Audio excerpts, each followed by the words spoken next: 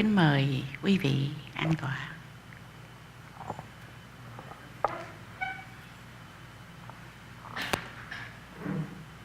Hôm nay có một duyên lành, vị tiến sĩ Phật học thầy Ngawang Phende tới đây để gieo duyên với Phật tử chùa Từ Bi. Thì cái chương trình ngày hôm nay là thầy sẽ tụng kinh. Rồi sau cái thời tụng kinh thầy sẽ cho một cái thời pháp.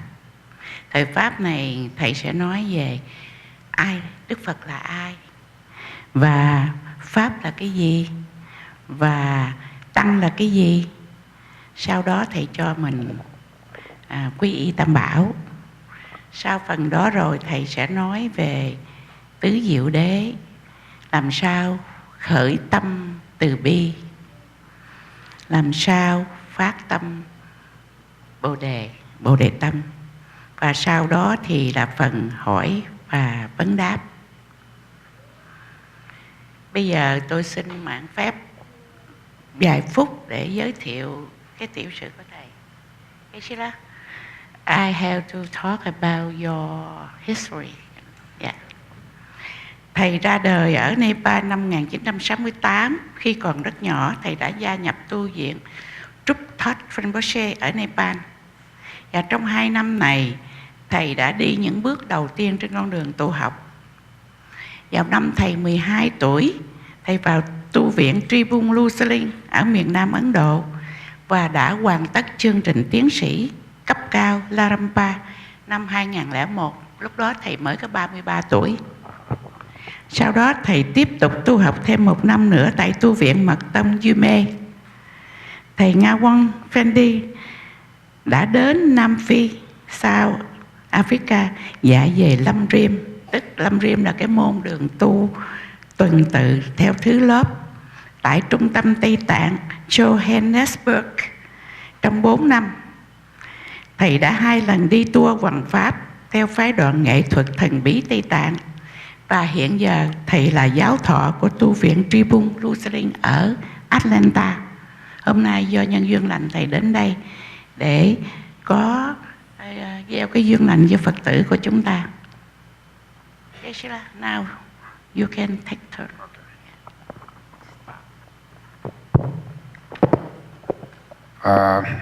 First, thank you very much to have this good opportunity to share my little knowledge with you. Are you going to translate? Yeah, I translate. Okay. Thầy nói là thầy có cái cơ hội tới đây để hành cái hoằng pháp là một cái duyên lành rất là danh dự cho thầy. So before I give a talk, first I was going to do a small prayer. The prayer is I praise to the Buddha Dhamma Sangha.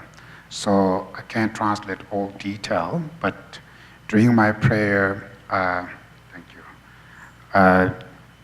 We should generate strong faith and respect to the Buddha Dhamma Sangha, but the faith is not just blind faith, faith out of understanding the Buddha's, his qualities, his kindness. So through that, when you generate faith and respect to the Buddha, and that's become more powerful. So during my prayer, you should generate strong faith and respect to the Buddha. Thầy nói bây giờ thầy bắt đầu cầu nguyện, và trong khi thầy cầu nguyện thì chúng ta khởi cái tính tâm mãnh liệt để mà kính trọng Tam Bảo, Phật Pháp Tăng, và để cái lòng tin tưởng mình vào đó để cho được lợi lạc. Ôi tuyên bố trong tiên tế tí xin chế bó đó trong bó giang đó bó số bế sang chế rì bó tăng sơ số tiên bó tế vả ra chế bó chỉ tiên kiến bó kì bó tùy về khá lô dô la na mẹ bá la tăng mi nam kì tuyên bó sang chế trong tiên tế bế cháu vả sá chế tu bá la chá chế lô Cho do gia su che o ten pa chom ten te ti shin che pa cha chom pa yang da pa su pe san ki ri pa tang sha su ten pa te o ra she pa Jidin Jimba Jibu Due Kalu Jua Lana Meba Lada Minam Jidunba Sanji Chumdende Pejawa Shaja Tuba La Chazelo Jodo Japsu Jo Dunba Chumdende Dijin Shepa Chachumba Yanda Ba Zobe Sanji Riba Dan Shasu Denba Devara Shepa Jidin Jimba Jibu Due Kalu Jua Lana Meba Lada Minam Jidunba Sanji Chumdende Pejawa Shaja Tuba La Chazelo Jodo Japsu Oya Kanzi kanyi tso je tamzi sa jin de la gongpa de bon ne nga ni ji din de na cho ji son de zi je pa je la cha zi la nam da ku nga cho do su san wa yi shi jia zu si ji lun bu cha cha pa ji din sum de la ni wa gong bu chu ni je la cha zi la Zen cho de pa ti mi da wi she se do cha wa je la cha zi lo de de ju da si pa su ma ji Nyami chu jin je la cha zi lo gong bu du ji jin den pa tam ji jin be dun pa po sun nam yin den jia zi xin di jin je la cha zi lo da be du cha de wo ju ji we nian song le zhi ji jik du dun tam chu ju pa shi ju le che la cha zi lo zhe na zhe we lam yang dun la ba da la rab du ne xin ji dang pa yun den den Gen du la yang cha zi lo di pa jin yang mi cha xin ge wo pi sum tso pa je rang ji sem ne yong so du di ne sang ji ten pa yi ka ma rab ri ma me tang gyu ma zi pa ju da me lam lo tang jin da bu du ji chu nam di tar da sun nam di tang ji si pa yi gong pa tum ni gyun ji cha du di Gada nada chivi lab zhubi, sibi zole zhewa zhewa shu. Nian du shi wa cun na kun shi ni ji ni shi ting zi gang yi tang, zho la pen pra chen na lam shi ni ji jik ten dun zhu zhe ba gang. Kan da yang da den bi tu na nang pa kun de na zu di song pa, nian du chan ju sen bi zo che. Sang ji ji ni yum de la cha zi lo. Kanji tenjin debra zhong kakpa me pa jin me pa che pa me pa ta me pa hong a me pa zhu me pa ta de dun me dun je me che pa ni ji jin den pa zo be san je ma nam ji dan pa de la cha zi lo Kanji tu zi ni song ni da wa tang ji pang bi je tang bi chu ni dun zi bi ko tam de la cha zi lo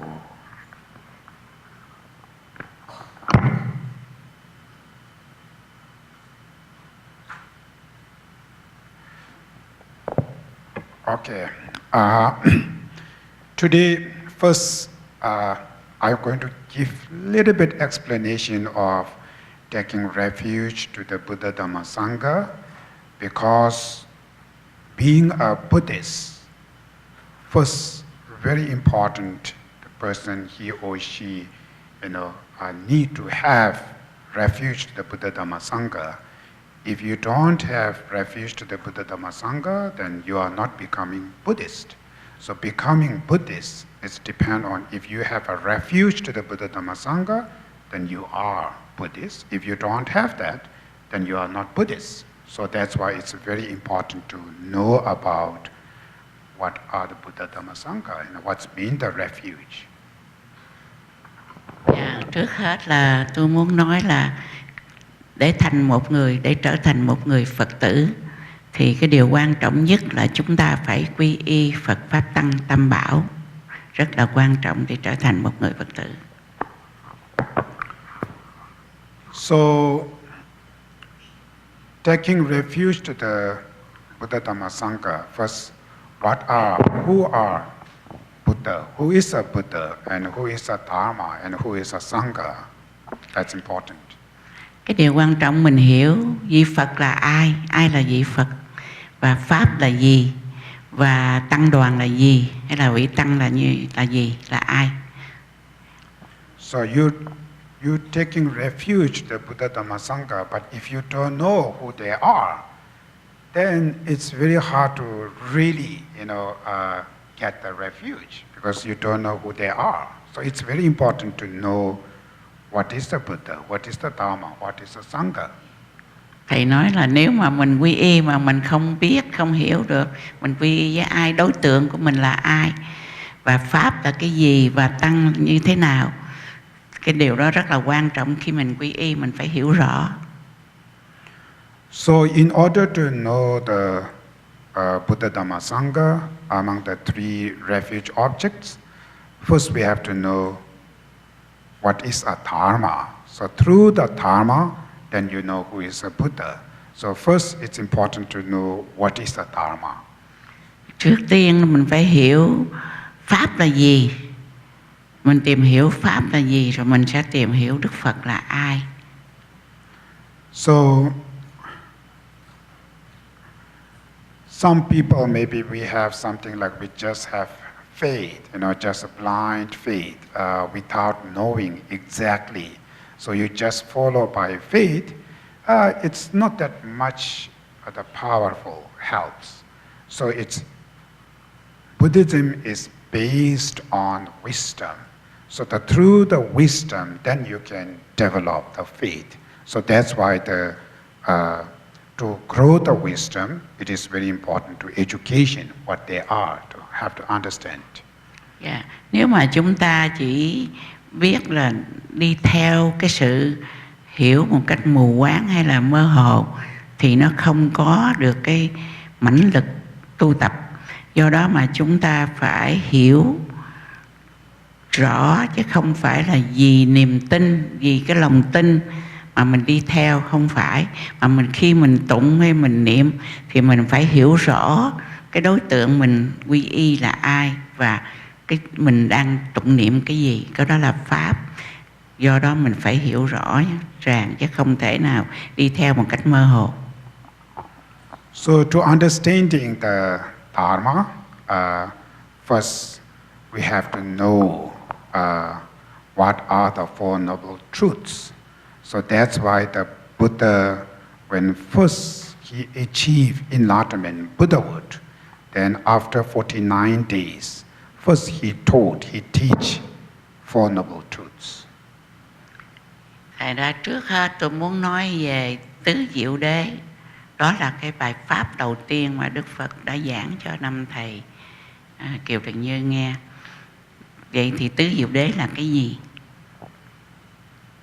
So the Four Noble Truths, which are the truth of suffering, truth of causes of suffering, and truth of cessation of suffering, which means truth of freedom from the suffering, and the truth paths will lead into that cessations.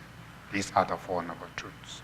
Đó, đầu tiên thì cái diệu đế thứ nhất là khổ đế, và thứ hai là cái nguyên nhân nào tạo ra sự khổ, tức là tập đế, và cái thứ ba là diệt đế, làm thế nào để diệt hết những cái khổ này, và cái thứ tư là con đường tu tập, tức là gọi là đạo đế. So the Four Noble Truths, it's the essence of Buddhist practice.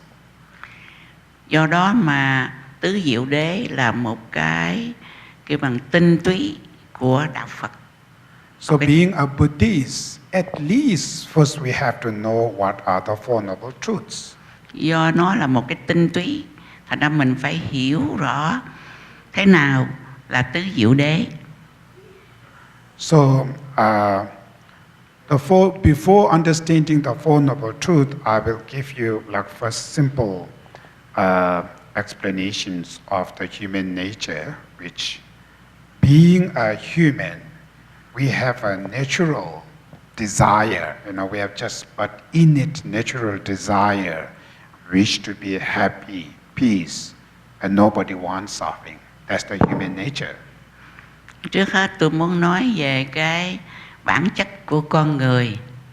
Bản chất của con người thì có cái lòng dục, cái desire là cái lòng ham muốn. Nó là khác biệt với lại cái sự tu tập. Do đó mà cái lòng ham muốn đó tạo ra khổ đau. So being a human, it is very important to know what's our nature, what's our heart, what we're looking. So it's very important to know really what I'm looking for. So we are seeking for happiness, healthy, peace, and we always don't want suffering. That's human nature. Và đã là một con người thì chúng ta ai cũng muốn được hạnh phúc, sức khỏe, bình an, và phải hiểu rõ cái tâm của mình muốn cái gì, và cái đó là cái tự nhiên của đời sống của chúng ta, ai cũng muốn được như vậy hết. So everything today we're doing, like when we are in very young age, we always spend our time for the school, for the educations. Then when you become adult, you go to the works. All our movement, the lifestyle we choose is the reason, the purpose. You know, what is the purpose? What is our point? It's the happiness. So that because of happiness, then the young generation go to school, when the adults becoming work and everything because of the happiness. Và từ thuở nhỏ thì chúng ta phải tới trường học để nhận lấy cái sự giáo dục của trường. Rồi khi chúng ta lớn lên theo dòng đời, chúng ta phải đi làm, lập gia đình, và cứ sống như một cái, mình hỏi vậy chứ cái mục đích của đời sống của mình là cái gì? Là muốn được hạnh phúc, muốn được bình an. So in order to get rid of suffering, what we need first, because you say that first, because of our nature is wants to be happy, get rid of suffering. That's why, what is our responsibility, right? Our responsibility is to achieve happiness, to attain happiness, to overcome suffering. That's our responsibility. Vậy thì chúng ta hỏi, ai cũng muốn được hạnh phúc và không muốn khổ đau. Vậy thì cái trách nhiệm, cái bổn phận chúng ta phải làm gì để mà chúng ta đạt được cái hạnh phúc và không có khổ đau? So, happiness and suffering, how can we stop the happiness? How do we stop the suffering? How do we achieve the peace and happiness? Thành ra mình phải đặt câu hỏi, làm thế nào để chúng ta chấm dứt khổ đau và đạt được hạnh phúc? So to achieve happiness is not just Buddha makes me happy, or to get rid of suffering as a Buddha to help me to get rid of suffering. That's not Buddhist idea. Bây giờ mình sẽ cầu xin Phật chấm dứt khổ đau cho mình và cho mình hạnh phúc, có được không? Thầy nói cái đó không phải là Phật giáo, không Phật pháp. So this is everything self-responsibility. So Buddha says this is your own responsibility. If you don't want suffering, you have to get rid of your suffering. If you want to achieve peace and happiness, you have to work yourself to make you happy. There's somebody makes me happy or something. This is self-responsibility. Do đó mà Đức Phật nói hạnh phúc hay khổ đau là trách nhiệm của từng cá nhân của chúng ta. Chúng ta muốn hạnh phúc thì chúng ta phải làm như thế nào, và chúng ta muốn bớt khổ đau thì đó là trách nhiệm của chúng ta trong cái hành động của mình sống hàng ngày. So it's a fundamental difference between the other religions and the Buddhists, like Christians or Islam or Hindu and the Buddhists. What are the fundamental difference between two religions is Buddhism is not believing creator, somebody create. So other religion, they believe in creator. So that's the fundamental Buddhist belief. We are not believing creator. That means everything depends on cause and conditions. Thầy nói ở trên thế giới này có nhiều đạo, chẳng hạn như đạo Thiên Chúa, đạo Hindi hoặc là đạo Baptist, thì có nhiều đạo hành trì khác nhau. Nhưng mà cái nền tảng của đạo Phật đó, không phải ai cho mình cái hạnh phúc, mà mình phải tự tìm kiếm cái hạnh phúc và tự trách nhiệm về những khổ đau và hạnh phúc của chính mình. Chứ không phải ai cho mình được cái hạnh phúc và ai làm cho mình khổ đau được. So that's why everything when they're depending on cause and condition. So this is if we don't want suffering, if you don't like suffering, if you get rid of suffering, we have to know what are the causes of sufferings. Do đó mà tùy vào cái duyên mà mình gặp gỡ để mình hiểu được rằng là cái gì tạo ra khổ đau, cái nguyên nhân nào đưa đến khổ đau.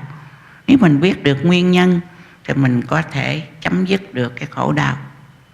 Because of that reason, so Buddha first time when he teach Four Noble Truths. Do đó mà Đức Phật hiểu được chúng sinh, tâm chúng sinh và cái nghiệp của chúng sinh, nên Ngài mới đầu tiên hết Ngài giảng cái bài giảng đầu tiên là tứ diệu đế, trong đó có khổ đau và nguyên nhân của khổ đau. So in order to get rid of suffering, is this the self-responsibility? First we have to know what are the suffering. If you don't know your suffering, how can you change it? So first you have to know what are the sufferings. Nếu chúng ta không hiểu khổ đau là gì thì làm sao chúng ta chấm dứt khổ đau. Do đó điểm đầu tiên nhất mình phải hiểu khổ đau là cái gì và từ đâu đến. So that's why the first noble truth is called truth of suffering, which means identify what are the truth of sufferings. Do đó mà đầu tiên hết cái khổ đau đó là cái điểm đầu tiên Đức Phật dạy. Và khổ đau là gì? Ngài sẽ giảng giải cho chúng ta. So the suffering we have, like a Buddha taught, like 100 different types of sufferings. So many variety, hundreds of different types of sufferings. But we speak like a very simple. All the sufferings we should put it into 3 different types of sufferings. Thầy nói có rất nhiều cái đưa tới khổ đau, có cả 100 loại khổ đau. Nhưng mà Đức Phật đã tóm lược lại là có 3 loại khổ đau chánh yếu. Now first suffering is called suffering of suffering. Then second, suffering of changing. And the third, pervasive suffering or suffering of conditioning. So these are the three sufferings. Cái thứ nhất đó, trong cái Phật giáo Việt Nam mình dịch là khổ. Rồi cái thứ nhì đó, khổ vì sự thay đổi. Và thứ ba đó là cái hoại khổ. Yeah.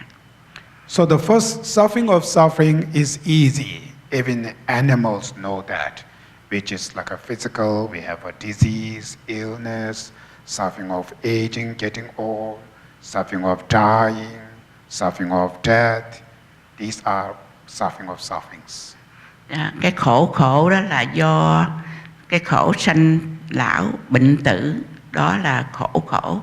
Mình sanh ra đã khổ, rồi lớn lên bệnh hoạn, già nua, cô đơn là khổ. Cái đó gọi là khổ. And there are the mental sufferings which are stress. Many people do have stress, depressions, their fear, their worry, their anxiety. These are the mental sufferings. Cái thứ hai nữa là cái khổ mà về tinh thần. Chẳng hạn như mình thất vọng, mình bị nhiều căng thẳng, hoặc là mình bị buồn phiền, lo âu, sợ hãi. Đó là những cái khổ mà nó từ cái tâm, gọi là những cái khổ từ cái tâm mà ra, tâm thần. Then upon there we have our family problems, we have our society problems, we have our business problems. These are also suffering of sufferings. Cũng như là mình có những vấn đề gia đình, xã hội, hoặc là cái nghề nghiệp của mình thương mại, mình đang làm cái mất job, mình đang mở tiệm cái nó lỗ, phải đóng cửa. Đó là những cái khổ vật chất. Yeah. So these are the suffering. We have to know suffering as a suffering. So these are seeing, really these are the suffering. You have to understanding suffering as a suffering. Thành ra mình phải hiểu khổ như thế nào và khổ ra làm sao, và cái khổ là cái gì. Khổ là khổ, nhưng mà khổ như thế nào. Yeah. Then the second is called suffering of changing, which is more subtle. Suffering of changing, which means the mundane pleasure, general in samsara. So in the mundane world, it's happy. That happiness, the mundane happiness, is also from the Buddhist perspective. These are also part of sufferings.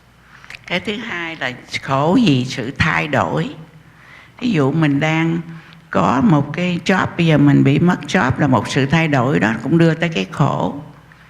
Hoặc là mình đang lành mạnh thì mình bị bệnh, thành ra nó cũng đưa tới một cái khổ, tức là khổ vì sự thay đổi.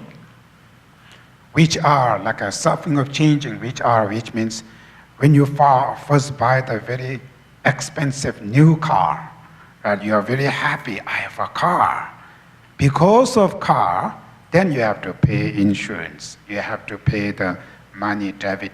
We have to take care of the gas. We have to always, then even when you park, you worry about somebody will scratch my car or something. Because of car, first enjoy it. Then after slowly, the problems, suffering comes. The change, happiness change into the sufferings. Chẳng hạn như mình mua một cái xe mới mắc tiền, mình rất là vui. Thì cái niềm vui đó chưa được bao lâu thì mình phải trả bảo hiểm, trả tiền nợ cái xe. Rồi mình đậu ở đâu mình cũng sợ người ta quẹt nó trầy. Thành ra từ cái vui đó mà nó biến thành cái lo lắng, lo âu, phiền muộn. Thành ra thầy nói là từ cái vui trở thành cái khổ. Đó là sự thay đổi. Then same, your property, when you buy the houses, first you are enjoying. Because of house, you have to pay, you have to take care, you have to clean, you have to do all those worry. And because of house, you will feel stress, feel depression. So it's not stay happy, it's change into sufferings. Thầy nói sự hạnh phúc đó, nó biến thiên, nó thay đổi. Thành ra đang từ cái chỗ hạnh phúc đó mà vì những sự thay đổi đó mà nó trở thành ra cái sự khổ đau. Chẳng hạn nếu mình mua cái nhà, cái property, cái tài sản mới, mà bây giờ mình vừa mua xong không được bao lâu thì mình mất job, thì đó là một cái sự khổ đau hết hồn, hết vía, rồi rất là đau khổ, phải không quý vị? Tiền đâu mà trả tiền nhà, rồi nó mất đất, mất nhà hết. Đó là cái rất là khổ đau.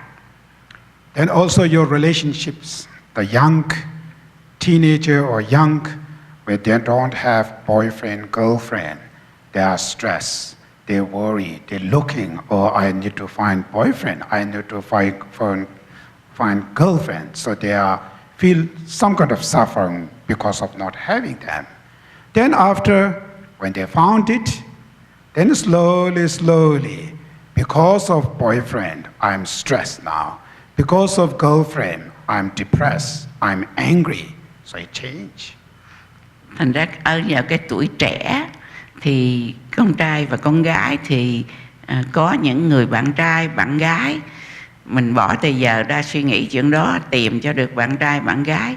Sau khi có rồi cũng không phải là hạnh phúc không, mà có những cái căng thẳng, những cái giận hờn, những cái stress làm sao không vừa ý hoặc là gây gổ, thì nó có những cái stress, những cái khổ đau tiếp theo cái tình yêu.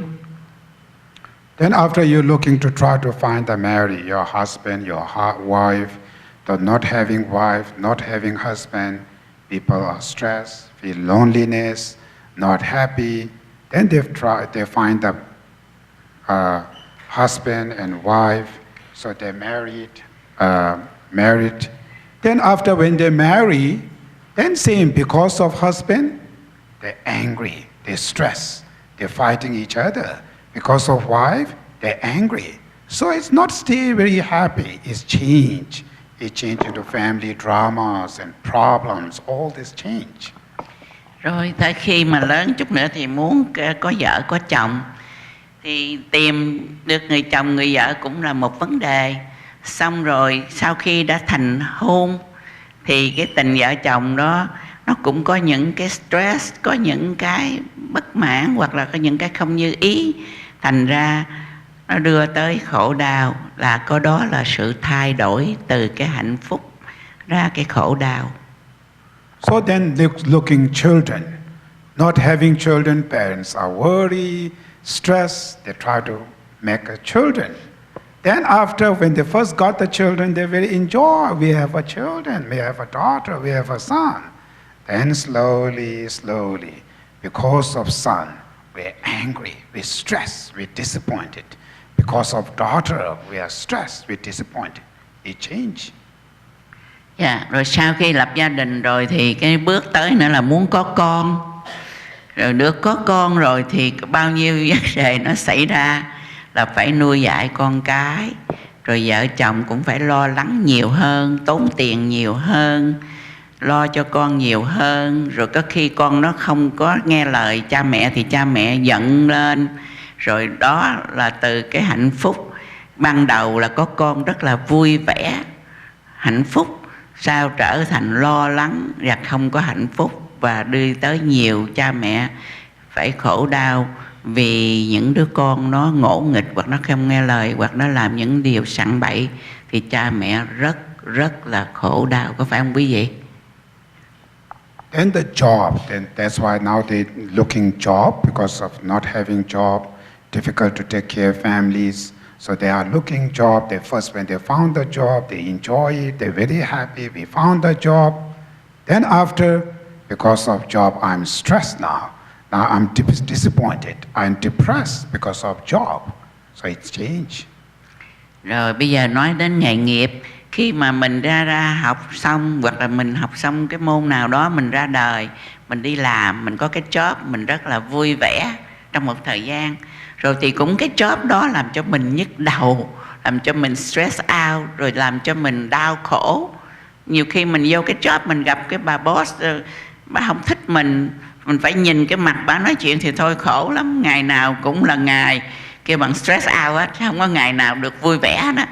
Phải không quý vị? Do đó mà có cái job ban đầu thì vui vẻ, được cái job có tiền, rồi sao từ cái job đưa ra tới cái khổ đau và cái căng thẳng. So these are called suffering of changing. So the mundane pleasure, happiness, never stay happy. It's always inted out and inted up into trouble, suffering. That's called suffering of changing. Đó là cái sự khổ đau vì thay đổi. Mình không có ở cái trạng thái mà hạnh phúc hoài. Từ cái hạnh phúc đó nó đi từ từ lần nó đưa ra tới cái khổ đau như nãy giờ thầy đã nói. Thành ra cái sự khổ đau vì thay đổi là đương nhiên. So then third level of suffering is suffering of conditioning, which means today we, in our life, we are under the influence of negative mind, negative karma. So the person who are under the influence of negative karma and negative emotion always ended up with the suffering. Và cái thứ ba nữa là cái đau khổ vì cái tư tưởng của mình nhiều khi nó negative, tức là nó không có được lạc quan, mà ở một cái điểm gọi là bất thiện nghiệp, hoặc là cái tư tưởng của mình xuống dốc, hoặc là depressed, hoặc là này kia. Do đó mà cái khổ đau nó tới với mình do những cái bất thiện nghiệp, do những cái suy nghĩ mà không đứng đắn của mình mà tạo ra khổ đau. Còn trong Phật giáo Việt Nam đó thì cái phần thứ ba của mình nói là hoại khổ, tức là một sự hư hỏng. Chẳng hạn như hôm nay mình khỏe, rồi tự nhiên mình đi khám bệnh cái nói mình mắc cái bệnh ung thư, thì thử hỏi coi cái đau khổ của mình, cái sợ hãi của mình lớn như thế nào, phải không quý vị? So these are the three we call suffering, which is human beings. We all have to know these are the suffering. So if you don't know these are the suffering, then there's no way to change. So all this suffering, you have to know these are the part of suffering. Do đó mà là con người thì mình phải hiểu rõ khổ đau như thế nào để mà mình thay đổi được. Nếu mình không hiểu khổ đau như thế nào thì làm sao mình trừ được cái khổ đây? So now this suffering we have today, so how do we fix it? How we clean those suffering? How to overcome those suffering? Can we just Buddha? Can he going to change it?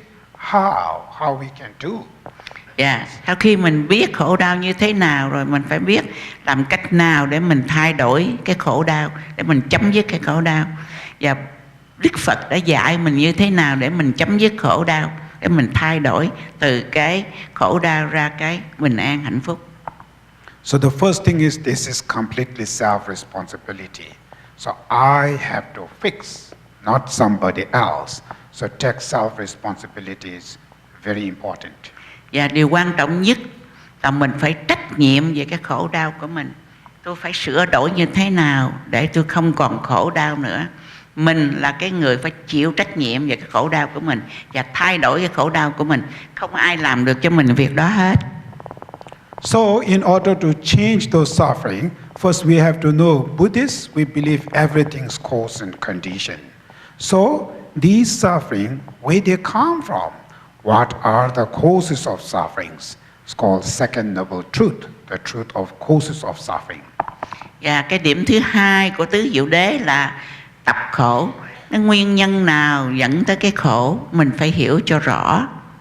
Và nếu mình hiểu được cái nguyên nhân thì mình mới chấm dứt được. Cũng như cái bệnh, nếu mà khi mình biết cái bệnh đó gây ra bởi cái gì đó thì mình mới chữa được cái bệnh đó.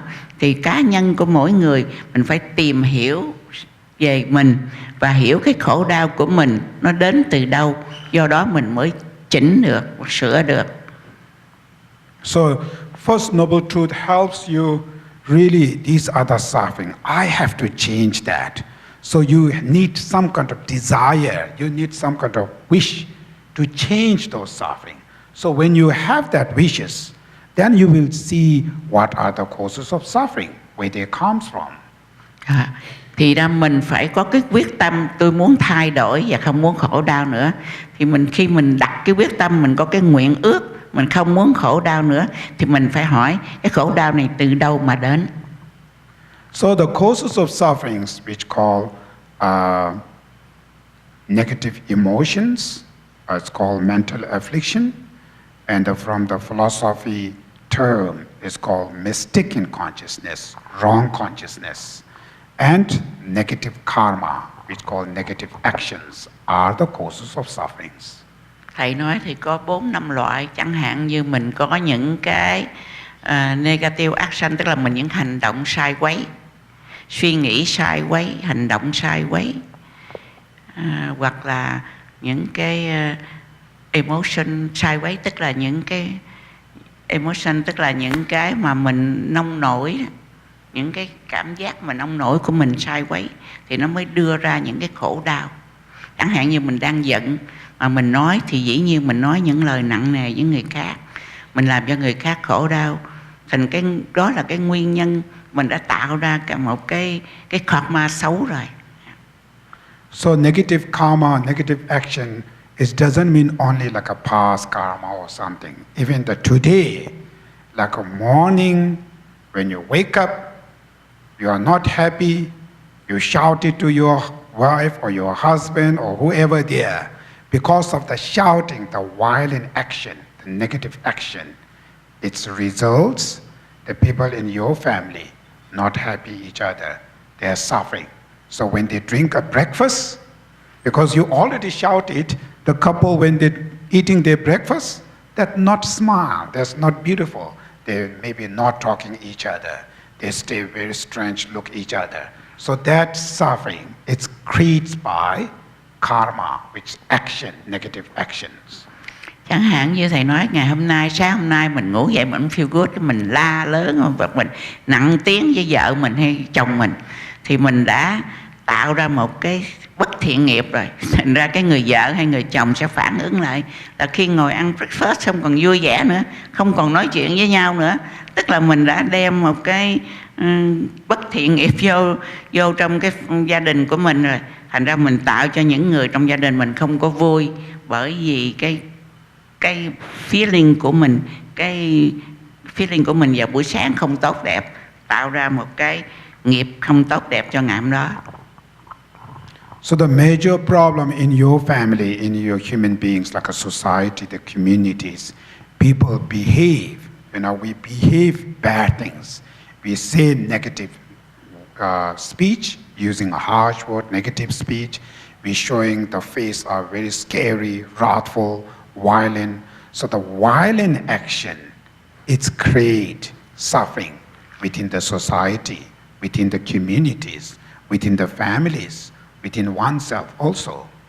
Dạ, hoặc là cái tư cách của mình, cái gương mặt của mình khi mình diễn tả, mình giận dữ, mình không có nói lời kim ái nhã nhặn, thì đó mình tạo cho trước hết là trong gia đình, rồi sau đó là cái community của mình. Nếu mình đem cái behave xấu của mình đi ra tới ngoài thì nó tạo ra cái community của mình không vui. Rồi nếu mà nó lan rộng nữa, cái society của mình nó không được tốt, là tại vì từ cái giận dữ của mình, từ cái bad behavior của mình đó mà tạo ra cái sự không có an vui hay là khổ đau cho người khác.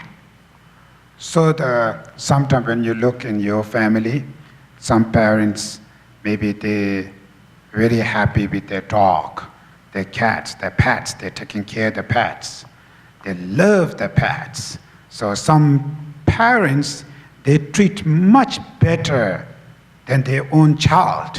They're much closer than their own child to their pets, because those pets never shout at each other, never screaming, never act violent. So that's why they like it. That's why everybody sometimes those pets treat them like a king. They just eat and go to the toilet. They don't need to do. They have the blanket, they have the beautiful foods and taking care, because those pets not acting violent, not acting horrible things. So that's why family enjoy it. So the causes of the problem in human being, in your family, is one of the causes, bad action is one of the causes of suffering.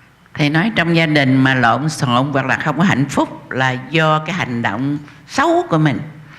Con vật mình nuôi, mình thương yêu nó không có làm những cái, nó có la lại mình đâu, nó đâu có làm những cái gì cho mình phiền giận. Tại con vật nó đâu có nói được, mà khi mình nuôi con chó nó thấy mình thì nó quắt đuôi, nó mừng rỡ. Do con chó nó không có những cái hành động xấu, thành ra được mọi người thương yêu. Hoặc con mèo cũng vậy, nó đâu có làm những cái chuyện mà cho mình phiền muộn. Trong lúc con người mình có những lúc mình buồn giận, có những khi cơ thể mình không được khỏe mạnh, thành ra mình có những cái hành động xấu. Chẳng hạn mình ăn nói cục quạnh cục quẹo, lúc mình nổi giận lên mình đâu có dịu dàng nữa. Do đó mà mình tạo ra trong gia đình không có cái niềm vui, không có cái hạnh phúc, mà tạo ra những cái khổ đau cho nhau. So those negative action, do person, the individual, they really like to act the negative? Nobody like to act negative. All the human being, our nature, we all want to show nice, beautiful, positive action. Our heart wants to do good, but then why we act negative? Tự trong trái tim của mỗi người chúng ta đều muốn cái sự vui vẻ, muốn nhìn thấy người bạn mình mỉm cười với mình, chứ đâu có muốn thấy cái mặt bạn mình nhầm sùng rồi nói những cái câu nặng nề với mình đâu.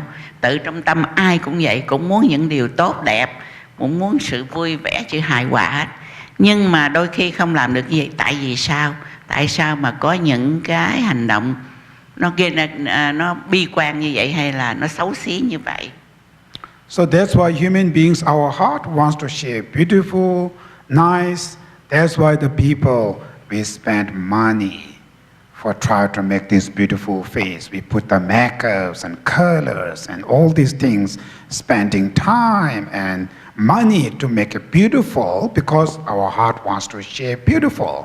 Sometimes our face become very expensive, right? Expensive face that human wants to show beautiful. Thật ra đó, cái bản chất con người muốn sự đẹp đẽ, ai cũng vậy hết. Kể cả đàn ông lẫn đàn bà, con nít cũng vậy. Cũng muốn sự đẹp đẽ, muốn đem ra cho trưng ra với mọi người sự đẹp đẽ, chứ không ai muốn sự xấu xa. Do đó mà nhiều khi cái gương mặt tốn rất nhiều tiền, phải mua mỹ phẩm, tánh đâu, thoa chút son, vẽ mặt xanh mặt đỏ chân mày rồi cho đẹp đẽ. Có nhiều người còn phải đi mỹ viện để sửa cái mặt, rất là tốn tiền. Do đó mà con người bản chất là muốn sự đẹp đẽ.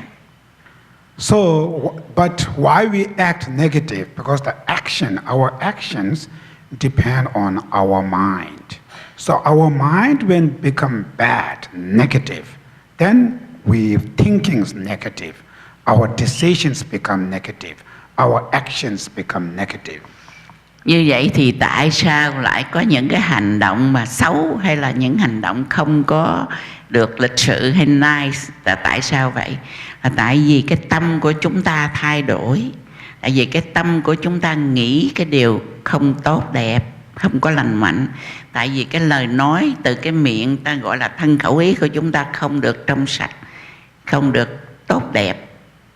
So the mind who create bad things, who brings the negative actions, who make trouble toward oneself and others, those mind we call negative mind, wrong mind, or what you call diluted emotions. Thầy nói cũng từ cái tâm mình mà ra. Tại sao? Tại vì cái tâm mình nhiều khi nó nghĩ những điều không thiện, hoặc là nó nghĩ đến những cái điều xấu ác. Thành ra nó mới đem ra những cái tư tưởng xấu ác, những lời nói xấu ác làm mất lòng người khác. Cũng tại cái tâm mà ra hết. So these are the mind who creating problem. So this mind called poison, the poison mind, mental disease. We have to change them.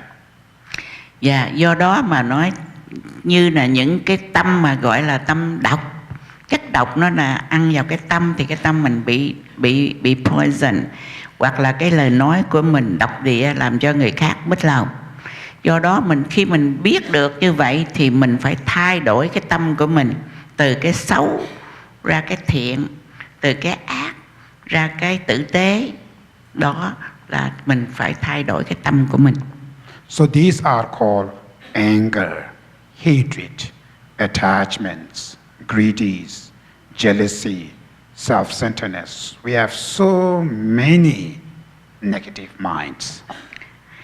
Và cái tâm của mình nó có nhiều thứ bệnh lắm. Như bệnh thứ nhất đó là bệnh ích kỷ, tham lam, rồi ganh tị, ghét, rồi còn jealousy, ganh tị, thầy nói rồi, ganh tị xấu ác, rồi self-centeredness. Dạ, cái là cái gì cũng phần mình thôi, self-centered, tức là cái gì cũng phần tôi thôi, không có người khác, không có nghĩ tới người khác mà chỉ nghĩ tới mình thôi. So there are hundreds of many negative minds we have. Do đó mà mình có rất nhiều cái điểm xấu, cái tâm mình có rất nhiều thứ xấu. So these are the fundamental causes of all the problem today we have. Do đó mà nó là một cái nền tảng tạo ra cái tư cách của mình. So these emotions when they arise, for instance, like example, anger. When the anger arises, first result, the individual, when the person angry, he lost his happiness. His peace is completely gone, destroyer. Second, it can affect to his action. So his actions become violent. So violent action where he act to the families, friends. So it's destroy their happiness. So that's the result of anger. Và cái sự giận dữ, đầu tiên hết cái người mà giận dữ đó là họ tự đã thiêu hủy cái hạnh phúc của họ trước hết rồi. Rồi sau đó họ đem cái giận dữ ra họ đối xử với người khác. Thành ra những người mà gặp họ trong cái cơn họ giận dữ đều bị không có vui vẻ, không có happy hết. Do đó mà cái sự giận dữ nó thiêu hủy rất là nhiều cái sự an lạc của bao nhiêu người chung quanh. So like that, all the negative emotions is creating the same problems. Do đó mà cái sự mà nông nổi của mình trong khi mình giận dữ hoặc là trong khi mình có những tư tưởng không có lành mạnh thì nó sẽ phá hủy hết bao nhiêu cái hạnh phúc của chính cái người giận dữ và những đối tượng mà họ giao tiếp. And the third, these negative emotions are curable, changeable. It can change it.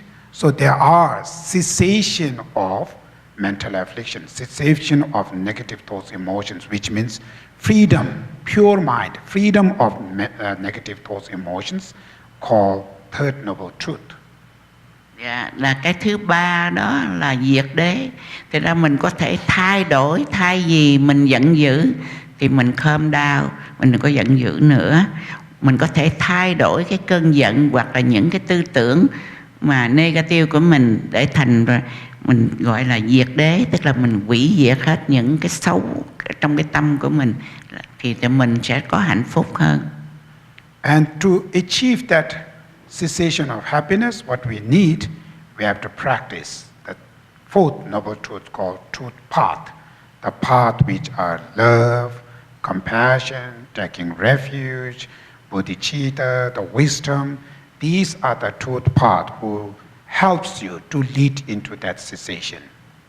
Dạ, rồi cái phần thứ tư gọi là đạo đế đó, thì là cái phần này mình phải thực tập, tu tập để mà mình thay đổi những cái xấu của mình thành trở thành những cái tốt, để mà mình hoàn tất được cái đế thứ tư là đạo đế.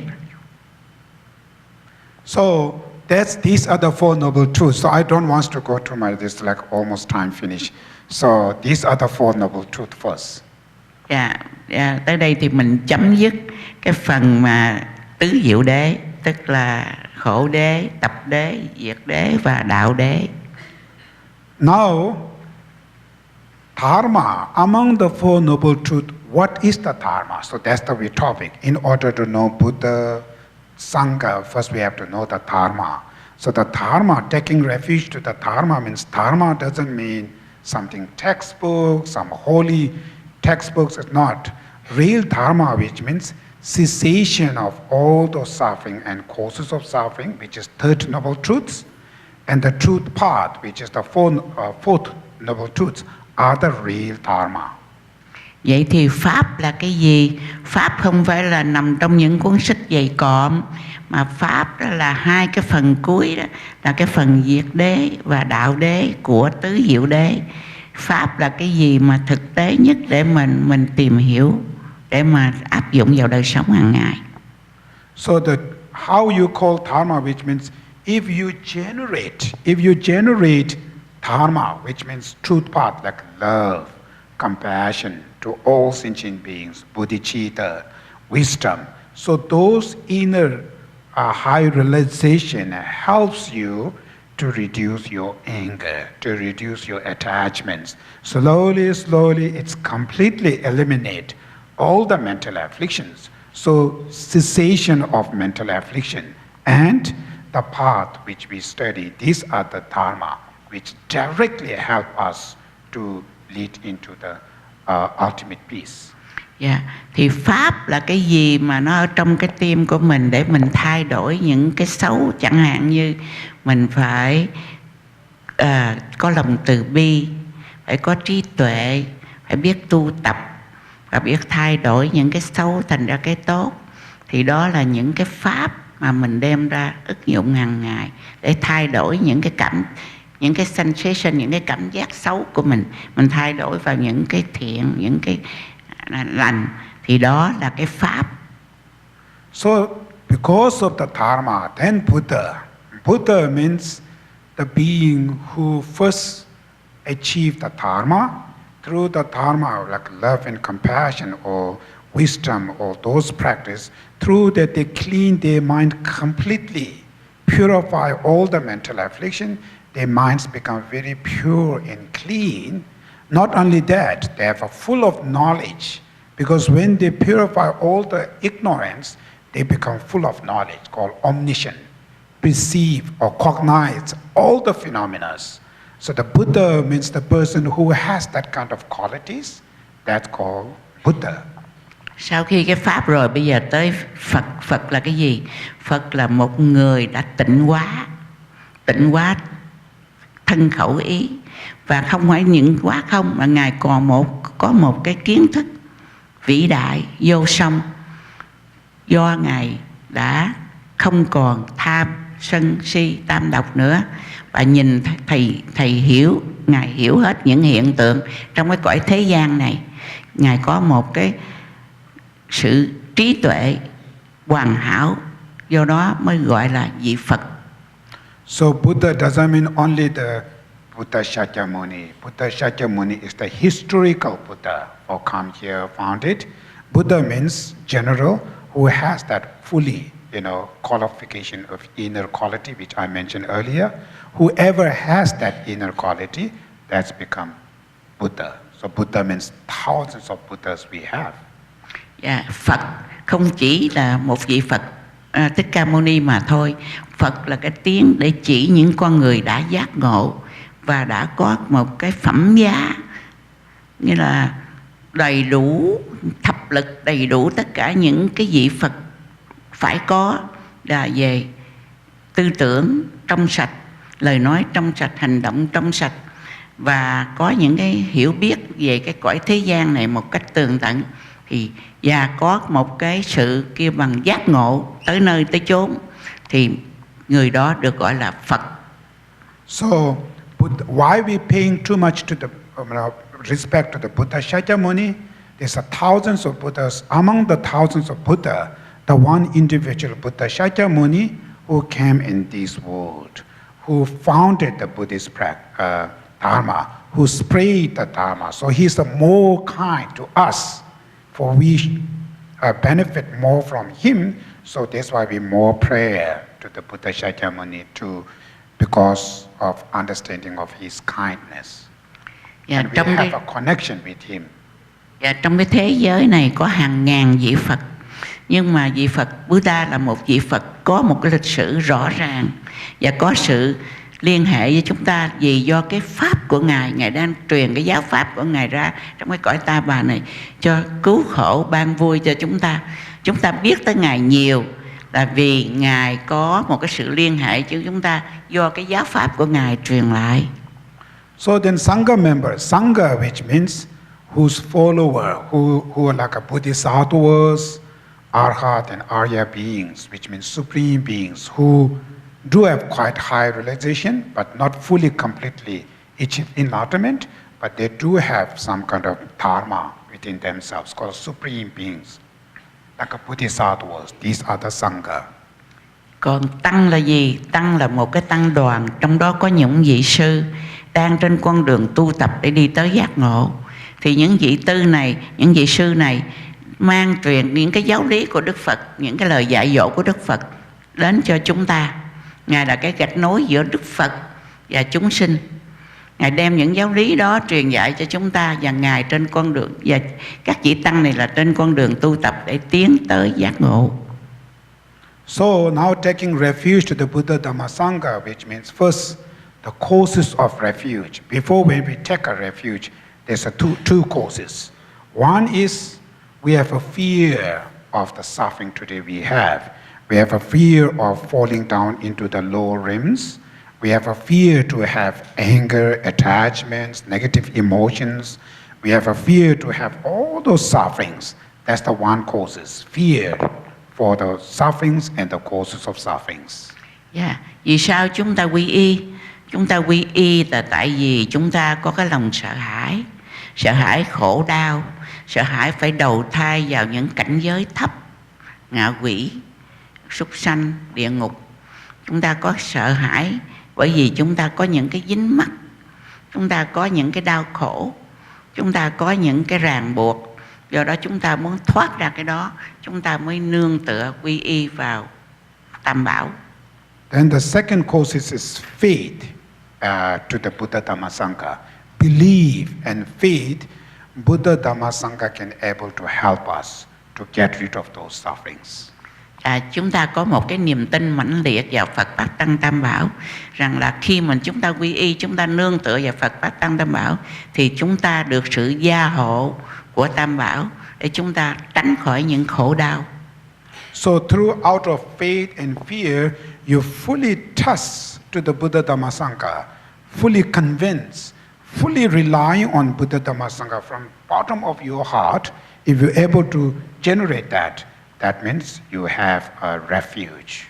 Và từ cái đáy lòng sâu thẳm của chúng ta tin tưởng vào Phật Pháp Tăng, và chúng ta nương tựa vào Phật Pháp Tăng, và chúng ta nhiều khi phải nói cầu nguyện vào Phật Pháp Tăng để chúng ta vượt qua những cái khó khăn, những cái đau khổ của cuộc đời này. Tại vì cái lòng của chúng ta, cái tính tâm mãnh liệt vào Phật Pháp Tăng.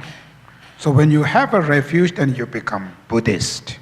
Then you become a foundation of all the vow, and any your vow, you take it, you can get it. If you don't have refuge, you can't get the vows, blessings. So you have you become a Buddhist. You becoming like allowed to take all the vows and blessings, and it's much easier to purify your sufferings and causes of sufferings. It's the beginning. Now your happiness and peace are beginning. That's other benefit. Yeah. Và do cái sự quy y đó mà chúng ta được gia hộ, chúng ta được tịnh hóa, chúng ta mắc những cái lời nguyện, những cái cầu nguyện của chúng ta thì được gia hộ. Tại vì mình lúc đó là mình đã là một Phật tử rồi, thì mình nương tựa vào Tam Bảo để mà mình vượt thoát qua những khổ đau, và mình mình tạo ra những cái lời nguyện của mình thì mình được chứng minh. Do đó mà chúng ta có cái điểm tựa để quên đi khổ đau hay là diệt trừ được khổ đau. So how the Buddha Dhamma Sangha help us, save us, which means Buddha, like for example, is like a doctor. And the Dharma is like a medicine. And the Sangha, which are the nurse or sister.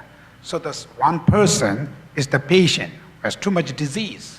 So the patient who has sick and too much disease, you are full of sick. So in order to purify, in order to get rid of those disease, you need first doctor to teach us, to tell us what kind of disease I have, where the disease come from, how can I get rid of those disease and illness.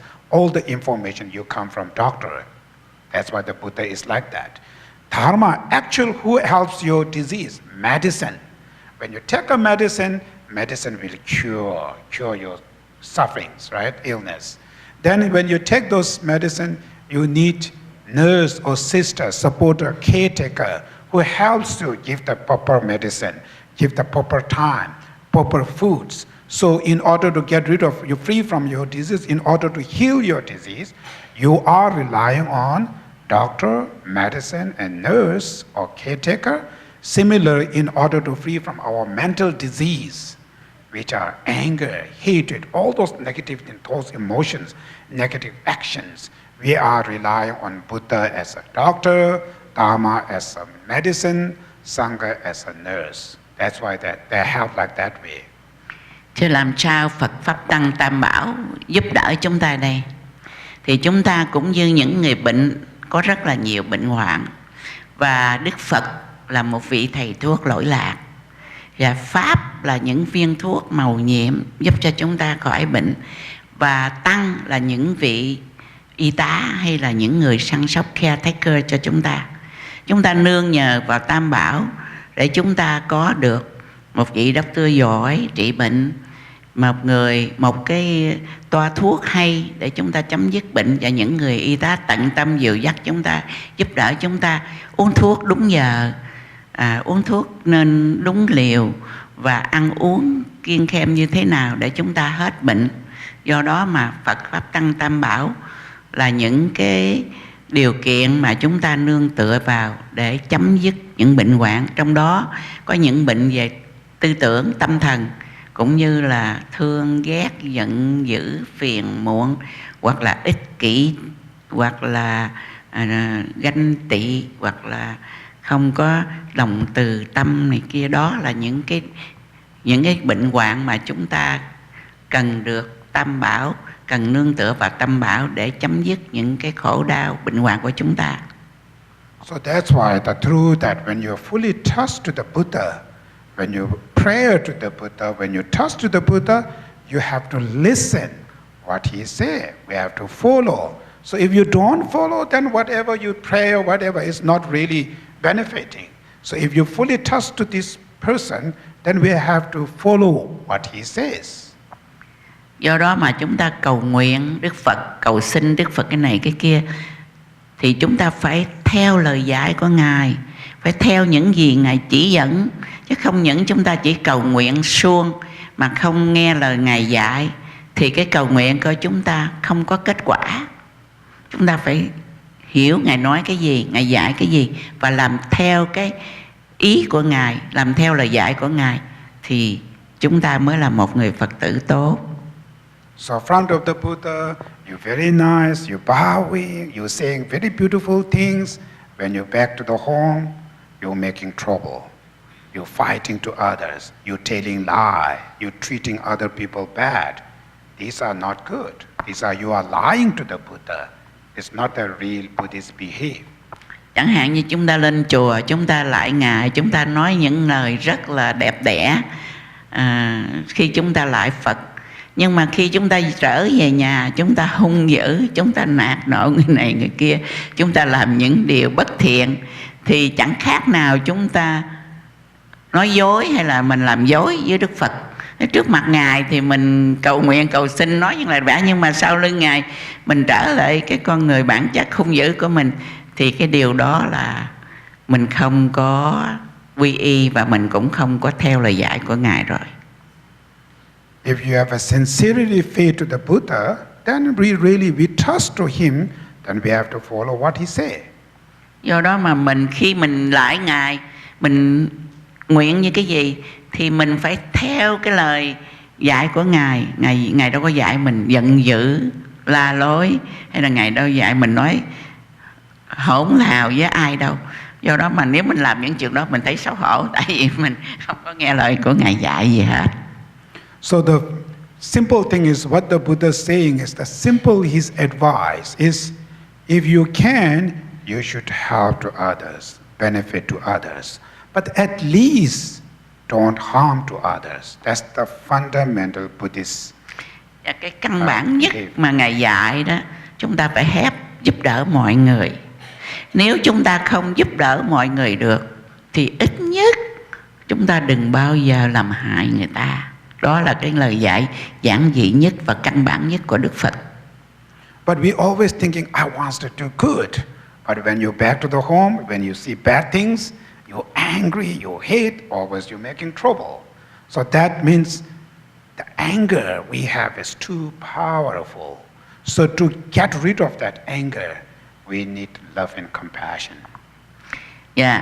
Khi mình ở trong chùa thì mình nhớ lời Phật dạy, nhưng mà khi về tới nhà rồi mình thấy cái gì cái mình nổi sùng lên, mình giận lên, mình la lối sùm, hoặc là mình làm cho người khác không có vui, thì cái lòng mà giận dữ của mình nó rất là mãnh liệt, nó dữ là nó thiêu đốt hết.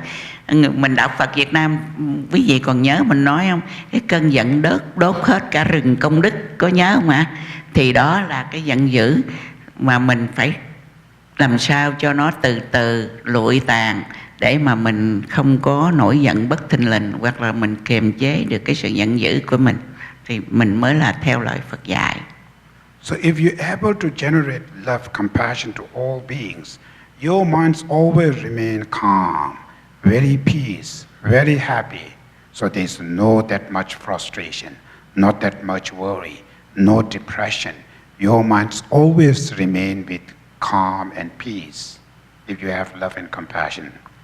Bây giờ cái đối trị của cái sự sân hận, cái lòng giận dữ đó là cái từ bi tâm.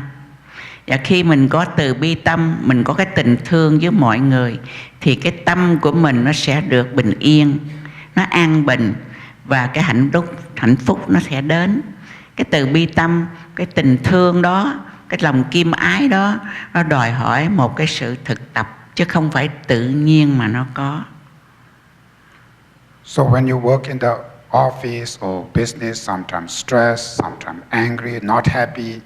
When they're not happy, stressed, how to make them happy? Many people go out there, drink and drunk, go to those gambles, spend all those money. Then it's affect your health, making your minds crazy. When the mind's crazy, person become crazy. It's affect your health, it's affect your child, it's making more problems. Khi mà công việc làm ở sở mình có vấn đề thì mình trong lòng buồn phiền giận dữ. Có nhiều người giải quyết cái cơn buồn phiền giận dữ đó bằng cách là uống rượu, hoặc là đi vào những casino, hoặc là đánh bạc, hoặc là đi vô những cái bar để giải quyết cái phiền muộn, cái đau khổ ở trong lòng, thì những cái đó nó không mang lại lợi ích gì hết, mà nó còn làm thiệt hại cho gia đình, cho sức khỏe của mình. Và trong cái cơn mà mình giận dữ đó, có nhiều khi mình cái mind của mình bị rối loạn, bị điên khùng, làm những chuyện mà không suy nghĩ, thì nó không có tốt chút nào hết cho cá nhân mình và cho gia đình của mình. So if you have a love and compassion, you don't need casino, you don't need drinks. You always remain with very happy life. Much smart way to make happy. Nếu trong lòng mình có lòng từ bi, có lòng kim ái, có tình thương đối với chúng sinh, thì mình không trải qua những cái khổ nạn đó, mình sẽ được bình an. Tại vì khi cái tâm mình bình an đó, thì mình mới có hạnh phúc. Tôi sống năm nay cũng là 72 năm rồi. Tôi được hiểu một điều rằng là không có cái gì giá trị bằng sự bình an trong tâm hồn. Tiền bạc, của cải, danh vọng, nó không có làm sao so sánh được với một cái sự bình an ở trong tâm hồn. Tức là mình được vui vẻ, mình được bình an. Cái đó là một cái vô giá đó, thưa quý vị. So love and compassion is not easy. It's very difficult, but it's very powerful. So to generate love and compassion, we need meditation. There's no pure. This is the mental things. That's why we need to meditate every day to generate your love and compassion. Dạ, muốn tạo ra, muốn gây dựng được một cái lòng từ bi, lòng kim ái, không phải tự nhiên uống thuốc mà có, mà không phải ai cho mình được, mà cái đó phải do cái công phu tu tập của mình, do cái kinh nghiệm sống của mình, để mà mình có được cái lòng từ bi đó. Và khi mình có được cái lòng từ bi đó, thì cuộc sống của mình nó nhẹ nhàng và thanh thản hơn. So in order to meditate, you have to know what they are. So education, study is very important. Và thầy nói rằng là cái lòng từ bi nó đến từ trí tuệ. Mà có được cái lòng từ bi từ trí tuệ đó, mình phải thiền định, phải học hỏi, phải học tập, phải đọc thật nhiều sách, phải suy nghĩ, phải suy tư, và phải có đối thoại, học hỏi, chia sẻ lẫn nhau, thì mình mới tạo được ra cái lòng từ bi. Chứ không phải mình uống thuốc nào để có được lòng từ bi hết. So sometimes people think, oh, monk, nun, which means calm, peace, happy, just sit. It's not only that. We have to study so much. So each year, like 20, 30 years, you have to study. If you don't know anything, what you meditate? Anything, when you meditate, you have to know exactly everything detail. So monks and nuns, they study so much. Then when you know, then you meditate. Much easier. Các bạn đừng nghĩ rằng là mấy ông sư, mấy bà ni cô là calm, không có đau khổ, không có angry. Cái đó là sai. Tại vì đã là một người monk hay một người sư, ni sư hay là sư cô, chúng tôi phải học tập rất là nhiều. Phải học tập mấy chục năm, 20-30 năm, phải biết làm như thế nào và thiền định như thế nào. Mình phải có học mình mới biết thiền định, phải không quý vị? Chứ khi không rồi nói biểu thiền định, một người không có một cái vốn liếng nào hết thì làm sao biết. Do đó mà phải học tập rất là sâu xa để có được cái lòng từ bi, để có được một cái nền tảng bình an vững chắc. So the education, not only understanding. So when you know, then practice. So result only come after when you practice, not just knowing. So knowing is very important.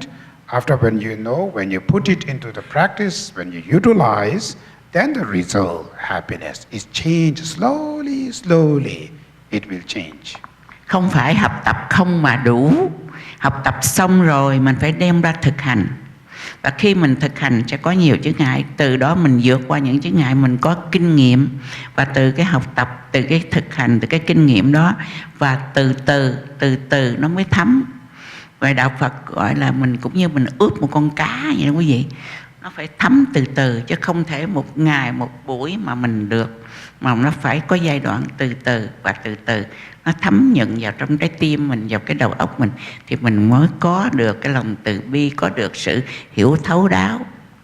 So it is very important to study everybody. You know, when you're Buddhist, what you practice, you should really learn and study. So it's not just only some prayer or something. It's prayer is very important, but study is much more important. You should fully understand these things. Today, even the scientists, even the universities, many people, they're studying Buddhist philosophy, Buddhist, the explanation of mind, compassion. They're all studying that. So today we all have this profound philosophy we have. So being a Buddhist is very essential, important to study these things. Thầy nói không những là chỉ có học tập không, mà ngày hôm nay những nhà khoa học đã nghiên cứu về đạo Phật thì họ biết rằng cái chiều sâu của đạo Phật rất là phong phú, và chúng ta may mắn là những Phật tử thì chúng ta phải học tập, phải tìm hiểu, rồi phải thực hành và phải kinh nghiệm, từ từ rồi chúng ta sẽ được như là ý muốn, tức là có được sự hạnh phúc vững vàng, không phải chao đảo, không phải đau khổ nữa. Vì cái hạnh phúc đó nó đến từ cái tâm của chúng ta, do cái sự công đức tu tập của chúng ta mà có, không ai cho mình được. Do đó ngày hôm nay đạo Phật được nhiều nhà khoa học rất là học tập, nghiên cứu, để mà trong những đại học họ có nghiên cứu về đạo Phật rất là nhiều, và những người Tây phương ngày hôm nay biết đến Phật nhiều hơn nữa. So don't think, oh, I'm too old, I can't study. So you should, as long as you are alive, you should study. Even like a one paragraph, even like a one line, you study, you educate it, next life a little bit better. Then you study, next life is a little bit better, it's getting better and better. So it's not about the age, but we have to, learn and study. So today I'm going to give small explanation of love and compassion, how do we develop. Đừng nghĩ rằng mình già mình không học được. Mình già thì mỗi ngày mình học một câu, một đoạn, rồi mình đem cái đó ra mình suy nghĩ, mình thực tập, mình áp dụng vào đời sống của mình. Thì cái đời sau của mình mỗi ngày một chút nó sẽ thấm dần về lâu về dài. Thì cái đời sau của mình sẽ tốt đẹp hơn và tốt đẹp hơn nữa. Chứ không có thể nào mình mất mát được. Những cái gì mà mình đã tích tụ tu tập thì đó là của mình và vốn liếng của mình. So love and compassion, which means love means in Sanskrit called metta, which means wish to have happiness to others, all sentient beings, wish them to have happiness. That desire, that wish is called love. Compassion means wish them to free from their suffering. Wish to free from their suffering is called compassion. Two different minds, but they can help each other very much, very friendly mind, love and compassion. Thầy nói thế nào là tình thương và thế nào là lòng kim ái, tức là compassion và love. Thì cái đó là hai cái tâm mà nó giúp đỡ lẫn nhau. Khi mà mình có cái tình thương với ai, mình mong muốn cho người đó được hạnh phúc, không có khổ đau. Mình muốn cho người đó được dồi dào, được cái điều tốt. Và cái tình mà kim ái hay là cái lòng mà compassion đó, tức là lòng từ bi đó, thì mình không muốn cho chúng sanh được bị đau khổ, mà mình muốn cho họ lúc nào cũng an vui tự tại. Đó là hai cái tâm nó đi đôi với nhau, hướng về cái đối tượng, tức là những người bạn bè của mình, gia đình của mình, hoặc là trong cái đời sống hàng ngày mình tiếp xúc với mọi người. Thì hai cái lòng đó rất là quan trọng. So when we meditate compassion, which means you just think about entire beings in the planet. So these beings, everybody has suffering. All of them are suffering. So you're looking at their suffering, try to understanding their suffering, because of rich suffering, because of poor suffering, because of health is, everybody has physical, mental, emotional pain sufferings. So thinking about their suffering, then you generate desire, wish to free from their suffering. I wish all beings be free from suffering. you feel that from deep of your heart, then eventually even your enemies, the people who really makes you angry, those people you try to apply that compassion toward those people. That's very powerful. It helps you reduce your anger. Thì cái lòng mà từ bi hay là kim ái hay là bi mẫn, tức là compassion, cái tim mình đó, thì nó đặt trên nền tảng số nhiều, tức là toàn diện chúng sanh. Thì chúng sanh nào cũng bị đau khổ vì bệnh hoạn, vì già nua, vì chuyện này chuyện kia, thì mình khởi cái lòng bi mẫn của mình tới họ, mình cầu nguyện cho họ thoát khỏi những khổ đau, thoát khỏi những cái bệnh hoạn và thoát khỏi sự nghèo đói. Đó là cái lòng từ bi của mình cho chúng sanh, vì chúng sanh. So then when you have compassion, much stronger, it's called special compassion, which means not only wish to free from their suffering, wish to help. So you have a much stronger, like when your child suffering, you're not thinking, I wish my child's free from suffering. You're thinking, how can I help them? How can I do something? So you're taking self-responsibility. So you wish to help to all sentient beings. That's called special compassion. Và cái lòng từ bi mà đặc biệt đó là khi mà mình thấy một đứa nhỏ hay là đứa con của mình nó bị đau khổ, thì mình không thể nói tôi cầu nguyện cho nó hết đau khổ, mà mình phải vào cuộc, mình phải hỏi làm cách nào để tôi giúp nó hết đau khổ, chứ mình không thể cầu nguyện cho nó hết đau khổ. Thì cái sự mà giúp đỡ đó, tức là mình đem ra mình giúp đỡ tất cả mọi người khi mà mình có thể làm được, để mà giảm thiểu cái khổ đau cho mọi người. Thì đó là cái lòng gọi là đặc biệt, cái tình thương, cái tình mà kêu bằng bi mẫn đặc biệt. Kể cả với kẻ thù của mình cũng vẫn giúp đỡ họ. Cái đó là không phân biệt, là lòng kim ái không có phân biệt. So when you have a special compassion, then you're thinking, how do I help to all beings? Even I can't help myself has problems. I can't help my family, entire beings. How can I really help? So that's why you're feeling, if I achieve Buddhahood, enlightenment, if I achieve Buddhahood, then I can help to all sentient beings. So that's why you have a desire, wish to achieve enlightenment, Buddhahood. Main purpose is to benefit to all sentient beings, help to all sentient beings. That desire called bodhicitta. Do đó mà khi mà mình có một cái lòng bi mẫn và đặc biệt như vậy để giúp tất cả mọi người, mọi chúng sinh, trong lúc mình không thể giúp mình được nữa thì làm sao mình làm được cái đó? Thì Thầy mới nói rằng chúng ta phải nghĩ tới cái quả vị Phật. Một khi mà tôi có ước nguyện tôi giúp đỡ tất cả ba tánh chúng sinh trong cõi ta bà này, thì tôi phải thành Phật, tôi mới giúp đỡ tất cả được. Cái đó là một cái lòng mong muốn kêu bằng mãnh liệt.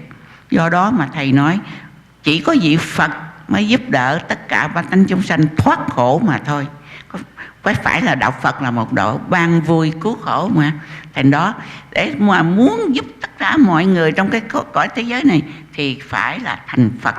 Do đó mà mình phải tu tập vì lợi ích của bá tánh chúng sanh mà tôi nguyện thành Phật. So when you have bodhicitta, then you become a bodhisattva. Và muốn mà thành Phật như vậy thì mình phải có cái lòng giác ngộ, phải có tâm giác ngộ, gọi là Bồ Đề tâm. Okay, now I'm going to do the blessing ceremony here. My topic today, I live here. So first I'm going to do the taking refuge and generating bodhicitta. I recite that prayer. So during that time, you should meditate refuge to the Buddha Dhamma Sangha, then meditate compassion to all, then meditate bodhicitta, wish to, and that only 2-3 minutes. We just really, I wish to benefit to all sentient beings. I wish to achieve enlightenment to benefit to all sentient beings. So you meditate. I'm going to recite the refuge and generating bodhicitta prayer. Bây giờ tôi sẽ tụng kinh về quy y, và trong lúc đó quý vị thiền định và quý vị để tâm vào cái chuyện quy y này.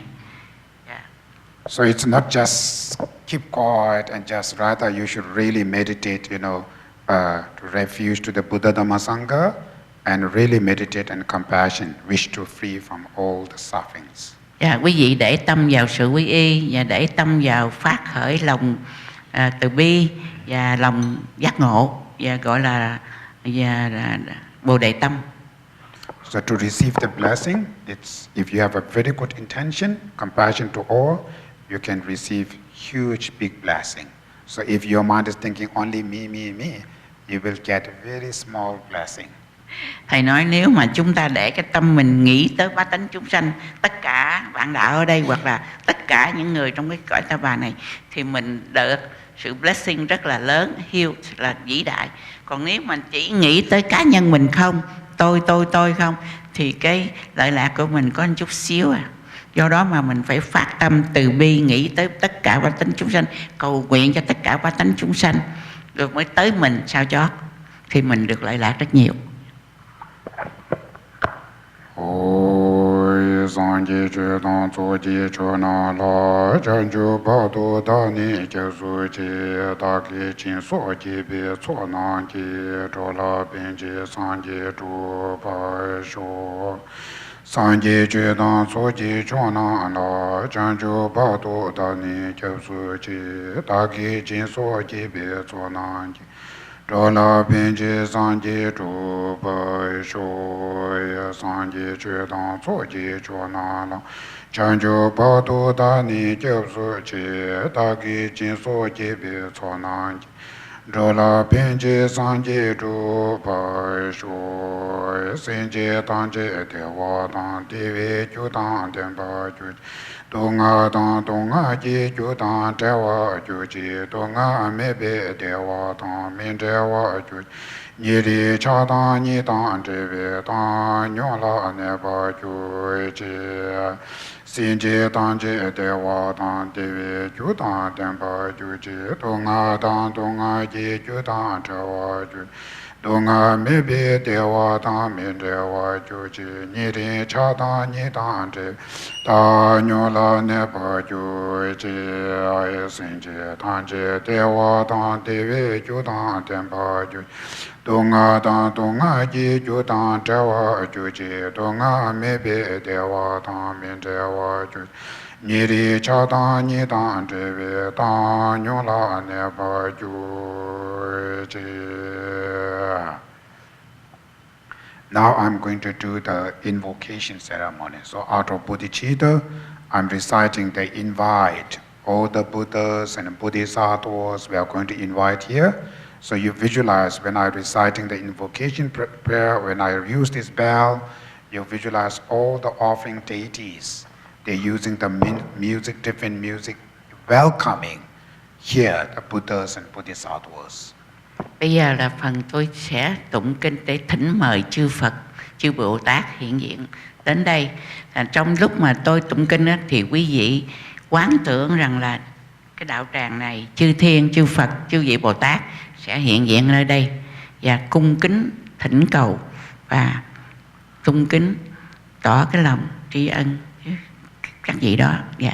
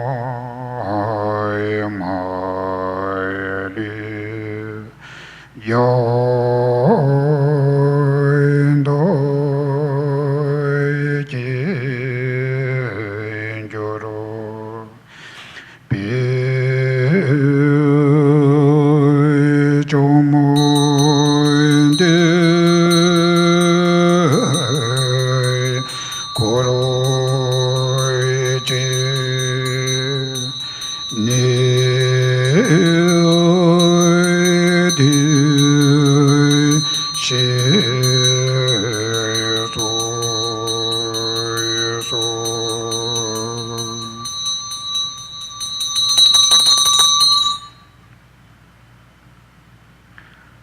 now we finished the invocation prayer. Now I'm going to do the ablution ceremony, which is I'm using those all the Buddhas and Bodhisattvas are going to invite in this marrow. So this is like visualized like a huge, big, beautiful bathing tube. So it's like made by gold and diamonds, huge, big. So inviting all the Buddhas and Bodhisattvas here, then when I use this nectar, you visualize they're pouring those nectars to the Buddhas and Bodhisattvas. Through those nectars dissolves into you, to all other sentient beings, to clean their physical disease, the cleaning their mental disease. If you have stress, if you are anger, anything, you visualize, take those nectar and purify your defilements. Yeah. Now you invite on the Buddha, Bodhisattva. Yeah.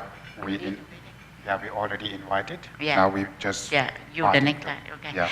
Sau khi mà tôi đã thỉnh mời chư Phật và chư vị Bồ Tát về tới đây rồi, bây giờ là cái phần tôi dùng nước cam lồ này để gội rửa tất cả những phiền não, những đau khổ, những giận dữ trong lòng quý vị, cũng như những bệnh tật của quý vị, để được là quý vị được tịnh hóa.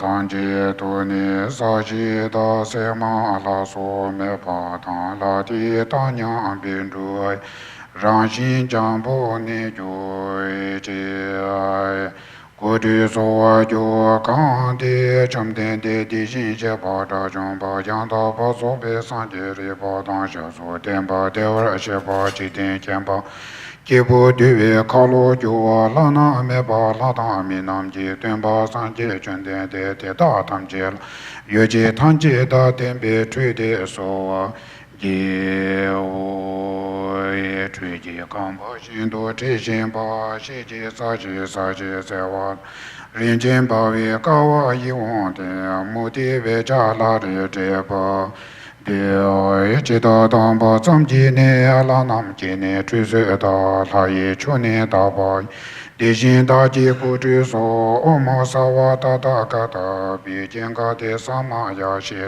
wo ye sang chi tang chi tu bi ku to chi zin bi ngo ni quan chu sum chi za wa la ma nam la ku truy số ôm mô sa wa ta ta ca ta bị chiến ca thế sa ma ya shi ye pin so je le ji bi zhi bi gu ta ye zhou ye de wa gong ye ma lu xie jia ji xin si bi du xia ji zuo de la gu zhi so o mo sa wa da da ga a bi jian ga de sa ma ya xie le ye bi gu zong du la ni mo ming ang yang sim jie lu ang yi su di ba jiang de ye bi gu zong du la chui jia di sui bi sim jie lu ang yi su di ba da ju o mo sa wa da da ga da bi jian ga de sa ma ya xie wo jia jin zhi bin ju la gu zhi so sam mo da wei ju la gu zhi so nyam lin qin le ju la gu zhi so ju bi la ma nam la gu zhi so o mo sa wa da da ga da bi jian ga sa ma ya xi ri wo xi zhu dang bi chong a di xia ga dam ten bi me gong zhong bi ni zhe nam ji gu ji song la so ga dam la ma nam la gu zhi so o mo sa wa da da ga da bi jian ga de sa ma ya xi ri wo ye kang ji xin de sui ji zong ga ba ngo do ri bi wang ju jie zhe dong a ten bi da bu ji zhu ji jiao wa yap si sum la gu zhi so o mo sa wa da da ga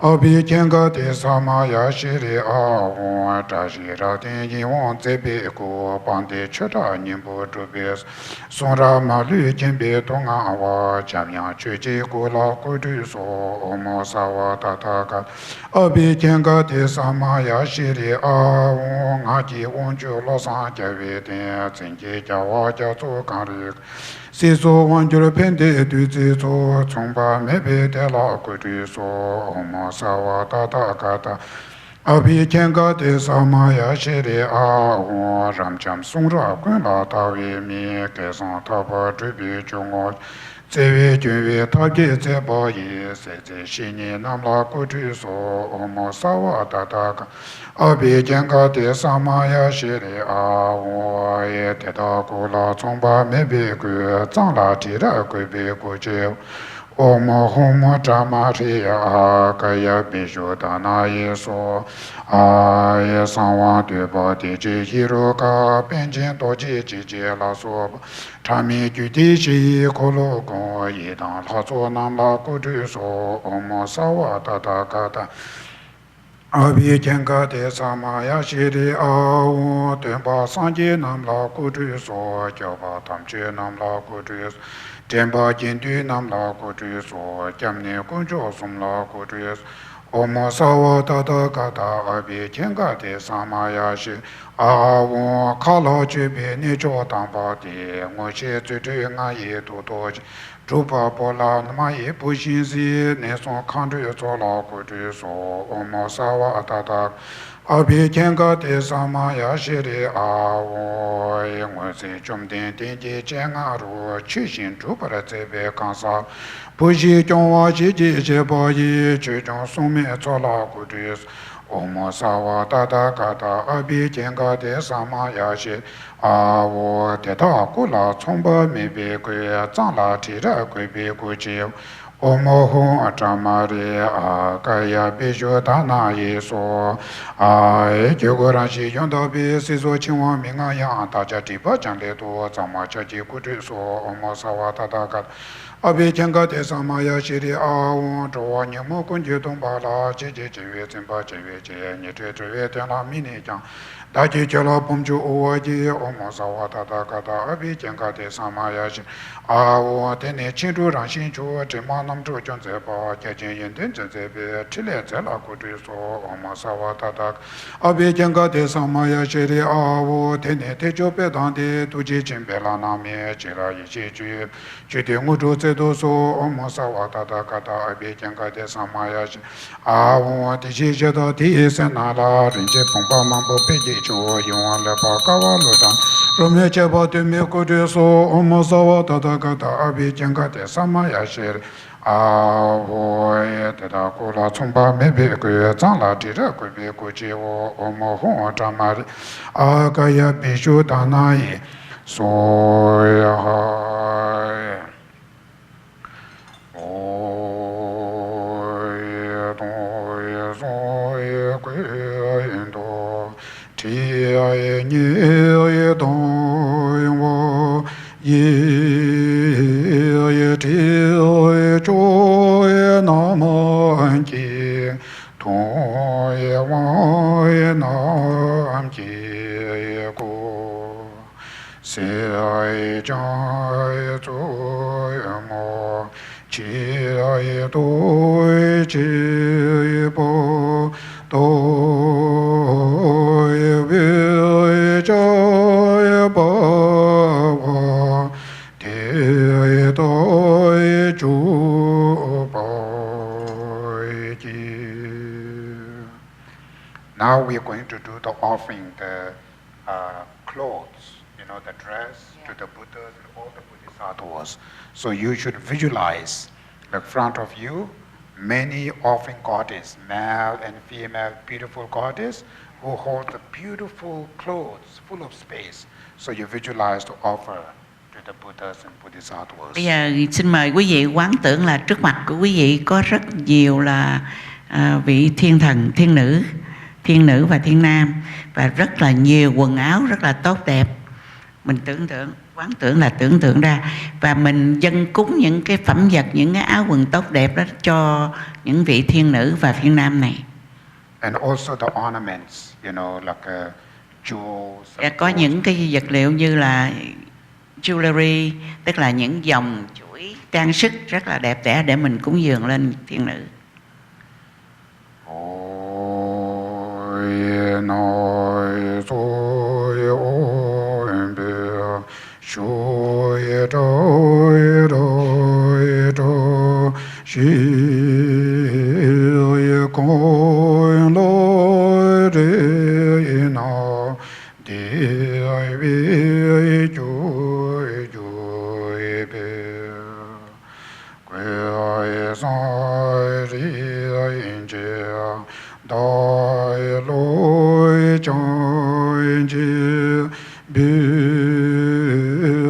suy bôi đông bi quy chi bôi su.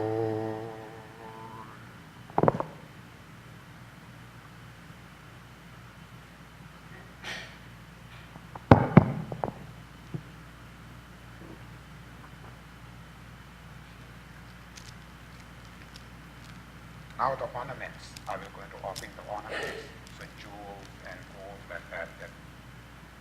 Giờ là cái lúc mà thầy offer những cái trang sức cho thiên địa. Ôi dối vội trên bề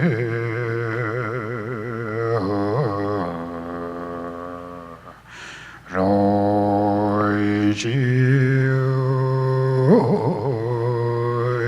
chiều điều chiều chiều chiều đô chiều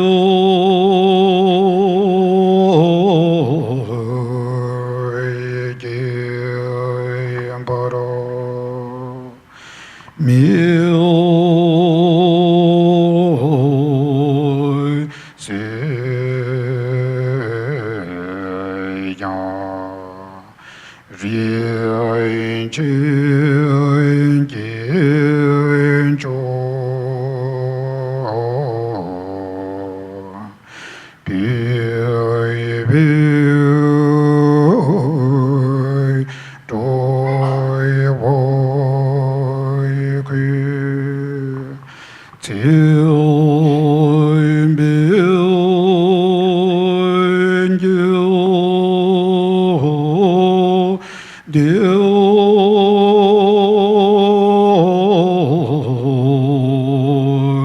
cô liêu tôi bỏ rồi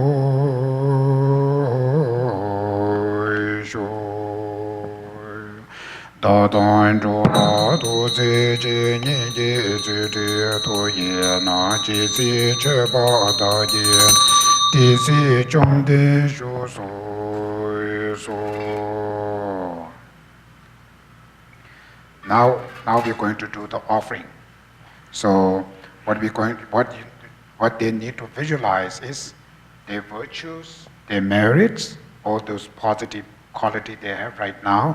You should visualize its form of the offering goddess, male and females, and some are they holds the flowers, some they holds the incense, some they holds the light, some perfume, food and fruits and music, like full of space of those offerings. So when we're doing the offering chanting, you visualize we offer to the Buddhas and Bodhisattvas. That's called offering. Bây giờ tới cái phần mình cúng dường thì mình tưởng tượng ra trong cái không gian này đầy ắp hết Phật, Bồ Tát, thiên nữ, thiên nam. Thì mình trong cái không gian này mình có một rừng biển hoa, nước, trái cây, nhang, đèn và những cái âm nhạc. Thì mình cúng dường những cái đó lên chư Phật, chư Bồ Tát và chư thiên nữ, thiên nam. Thì cái công đức của mình ngày hôm nay rất là được rót vào trong trái tim của mình. Mình được công đức cúng dường, mình được những cái công đức mà mình tu tập ngày hôm nay, mình được rất là tốt.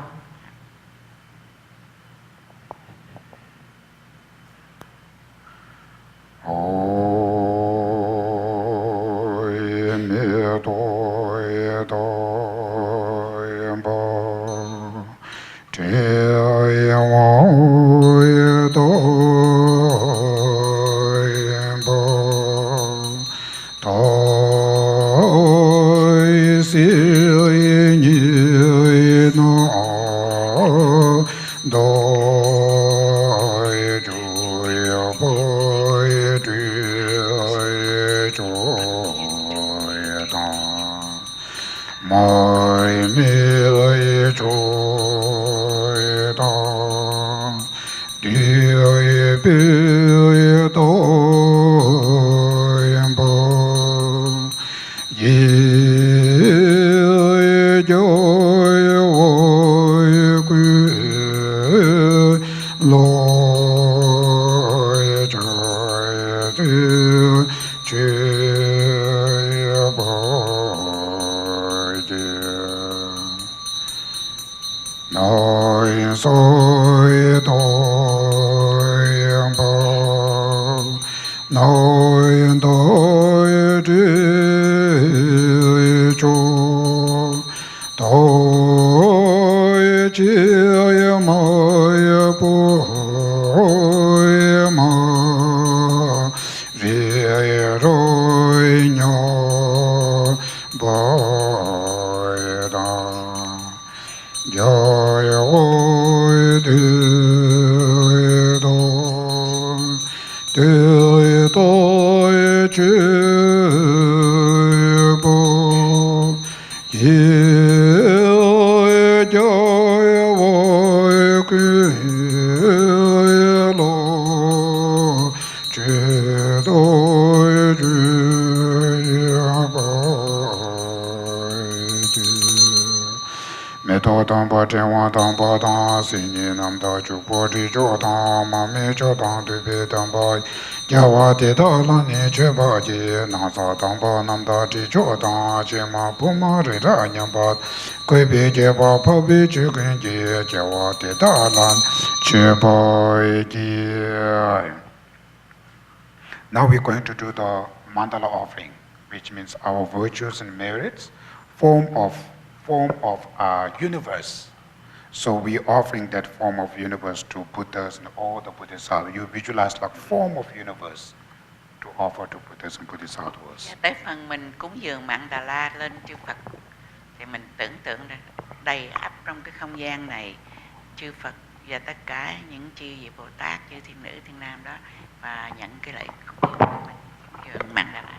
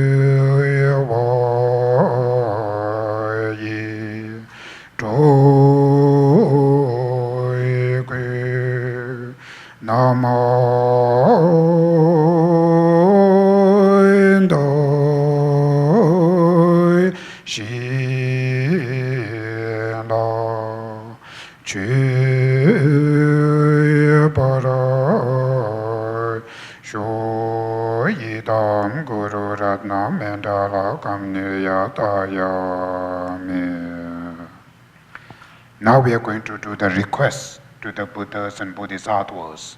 So you should request, first our requested world peace, very important, and benefit to all sentient beings. Then second request is if you have a family problems, if you have a health problems, if the business problems or mental, physical, whatever you have problems, you also request to the Buddhas and Bodhisattvas to bless us to purify all the sufferings and to bless us to achieve whatever you needed. So that requesting.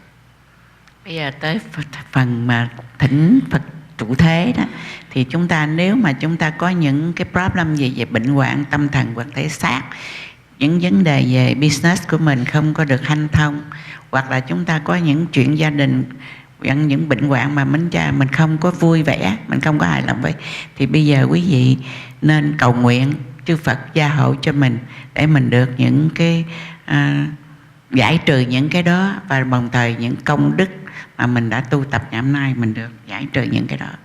So the main request is really feel compassion to all. Every being, even small insect today, they are suffering. So feel compassion to all and please Buddha to bless us to purify all those sufferings. So when you think big things, your small problem is easy. Dạ, bây giờ thì tất cả toàn thể thế giới này hay là nhân loại này đều có những khổ đau hết.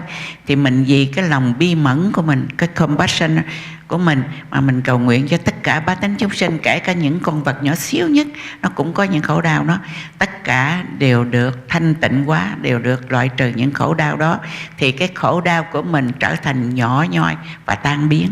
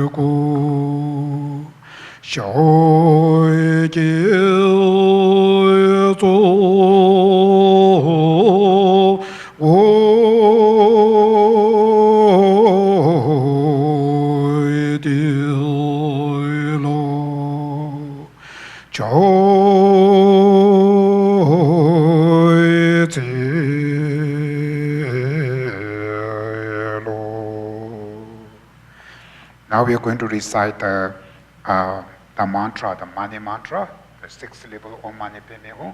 So this is the power of compassion. So we're reciting that mantra. If you know, you recite it. If you don't know, really meditate compassion to entire beings.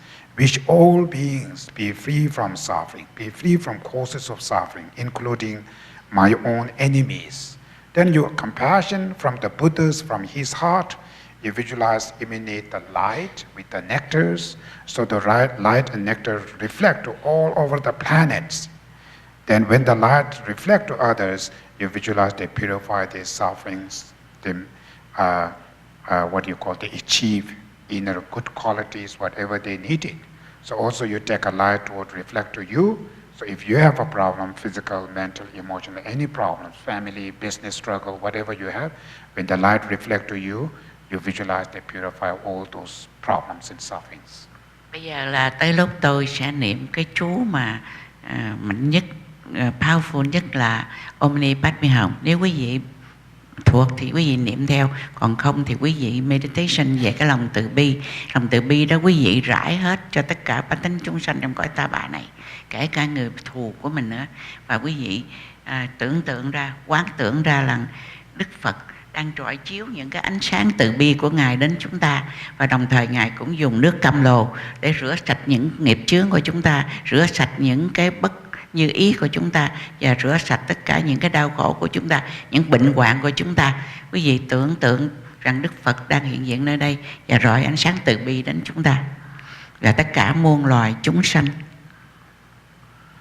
Om Mani Padme Hum. Om Mani Padme Hum. Om Mani Padme Hum. Padme Hum. Om Mani Padme Hum. Om Mani Padme Hum. Om Mani Padme Hum. Om Mani Padme Hum. Om Mani Padme Hum. Om Mani Padme Hum. Om Mani Padme Hum. Om Mani Padme Hum. Om Mani Padme Hum. Om Mani Padme Hum. Om Mani Padme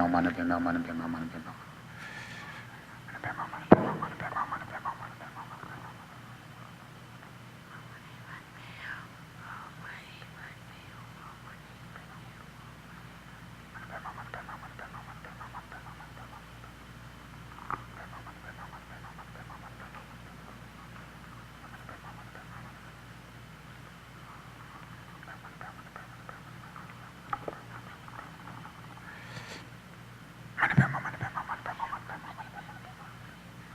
Om Mani Padme Hum. Now the last section, conclusion. We dedicate our virtue and merit to benefit to all sentient beings, world peace. We dedicate to your masters, long life, and all those temples work will be going to be success. Then you should also benefit our virtue and merit to your own families, and whatever you're looking, you should also dedicate for them. Yeah. Do công đức tu tập ngày hôm nay, chúng ta xin cầu nguyện với tất cả bá tánh chúng sanh, kể cả thầy trụ trì ở chùa Từ Bi Đạo Tràng và tất cả quý vị cũng như thân nhân, thân bằng quyến thuộc của quý vị được một cái công đức tốt đẹp cho cái buổi lễ ngày hôm nay. Ôi tỳ ji chế bó chế gu chín thọ thong cô thong cô chí chế thong xin cảm giác chế ji chín cho sang bù chín thọ và tiền thọ cô na thọ su chú wa chế la tùy chí so wa ta bì tùy thọ so càng tù nè bì sa chú tì nè thang u bù ta chí xì wa chế thang trà xì bè wa chế tù so tuyên bá chí tì càng su chong bá thang tuyên bá nì xin tù sa wa Tiên zi bù lô xin tù tuyên bá yé tēn bá yu rin nè bì trà xì chō kāng rì trà wì kō wì xin kāng su bēn tāng tē wā mā lü chōng wē nè chế rì xin wāng tiên zi jā tsū yī shā bì sī tē bā tū tiên chū yī chế chāng chū sēm chō rīm bù mā jī bā nam jī chū jī jē bā nyāng bā mē bā Gong ni gong du bè wè shu yé la bā sun tē ngō mē zhēn bā yé tū bè zō jī nē tē yōng kāng tā tū shī chū chā wē sī tē bā tū tīng chū chū rū jē bē chā shī shū.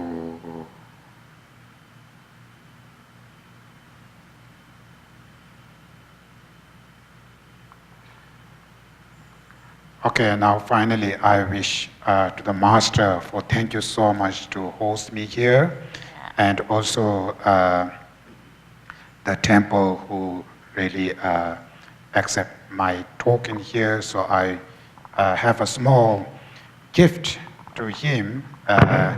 This is the book which is I wrote it last year, just very, very new book about the Buddhist psychologists. So Buddhism, we have a very profound explanation of consciousness, the mind, and philosophy. Today, number of even the Western psychologists, they are studying about Buddhist concept of psychology. So I last year just wrote it a new print of book. So the first I offer to the Master for my gift. So thank you so much. Dạ, hôm nay tôi có mang theo một quyển sách mà tôi đã viết ra, đó là làm sao để giảm khổ sự khổ đau. Và cuốn sách này được một người Đài Loan dịch ra tiếng Anh. Thành ra tôi chỉ mang một cuốn để tặng cho thầy trụ trì ngày hôm nay, và chúng tôi còn nhiều nữa, chúng tôi sẽ gửi xuống sau. Và tôi cũng có xin thầy là cho phép chúng ta dịch cái quyển sách này ra chữ Việt Nam, nếu có thể được, và thầy đã hứa khả là thầy cho mình dịch ra tiếng Việt Nam. Dạ.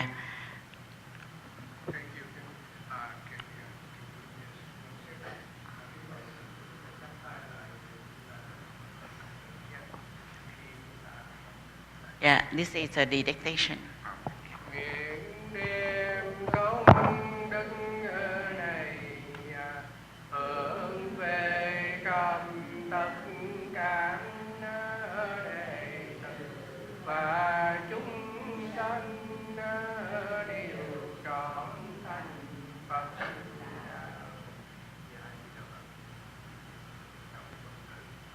Thank you very much, Master. Very happy for you being here with us. For the long day you chant for all of us and all of the follow people. And I have the book too. So we wish you happiness and also good health and on a long time and good trip you will have success in your meditation.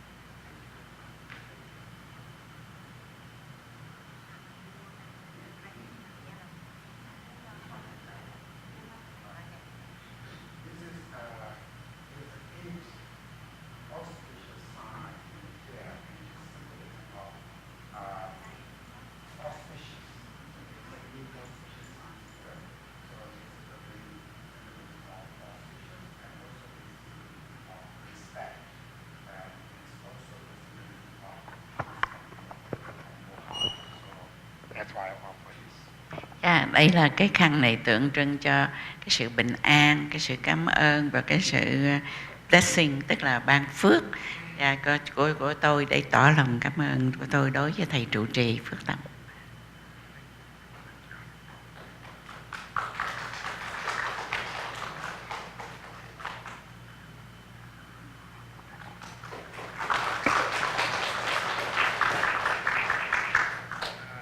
Hy vọng là chúng ta sẽ có cuốn sách và tiếng Việt để cho mọi người chúng ta sẽ đọc. Cũng take time. Ai muốn đọc trước thì sẵn sàng tay cho mọi người đi đọc nữa. Nào bây giờ có phần. On behalf of the disabled, I really appreciate your time and your teaching today, Geshe-la. Blessing cho quý vị. Đem cái chỉ đỏ để là protection, tức là bảo vệ, và cái nước cam lồ để tịnh hóa cho mình.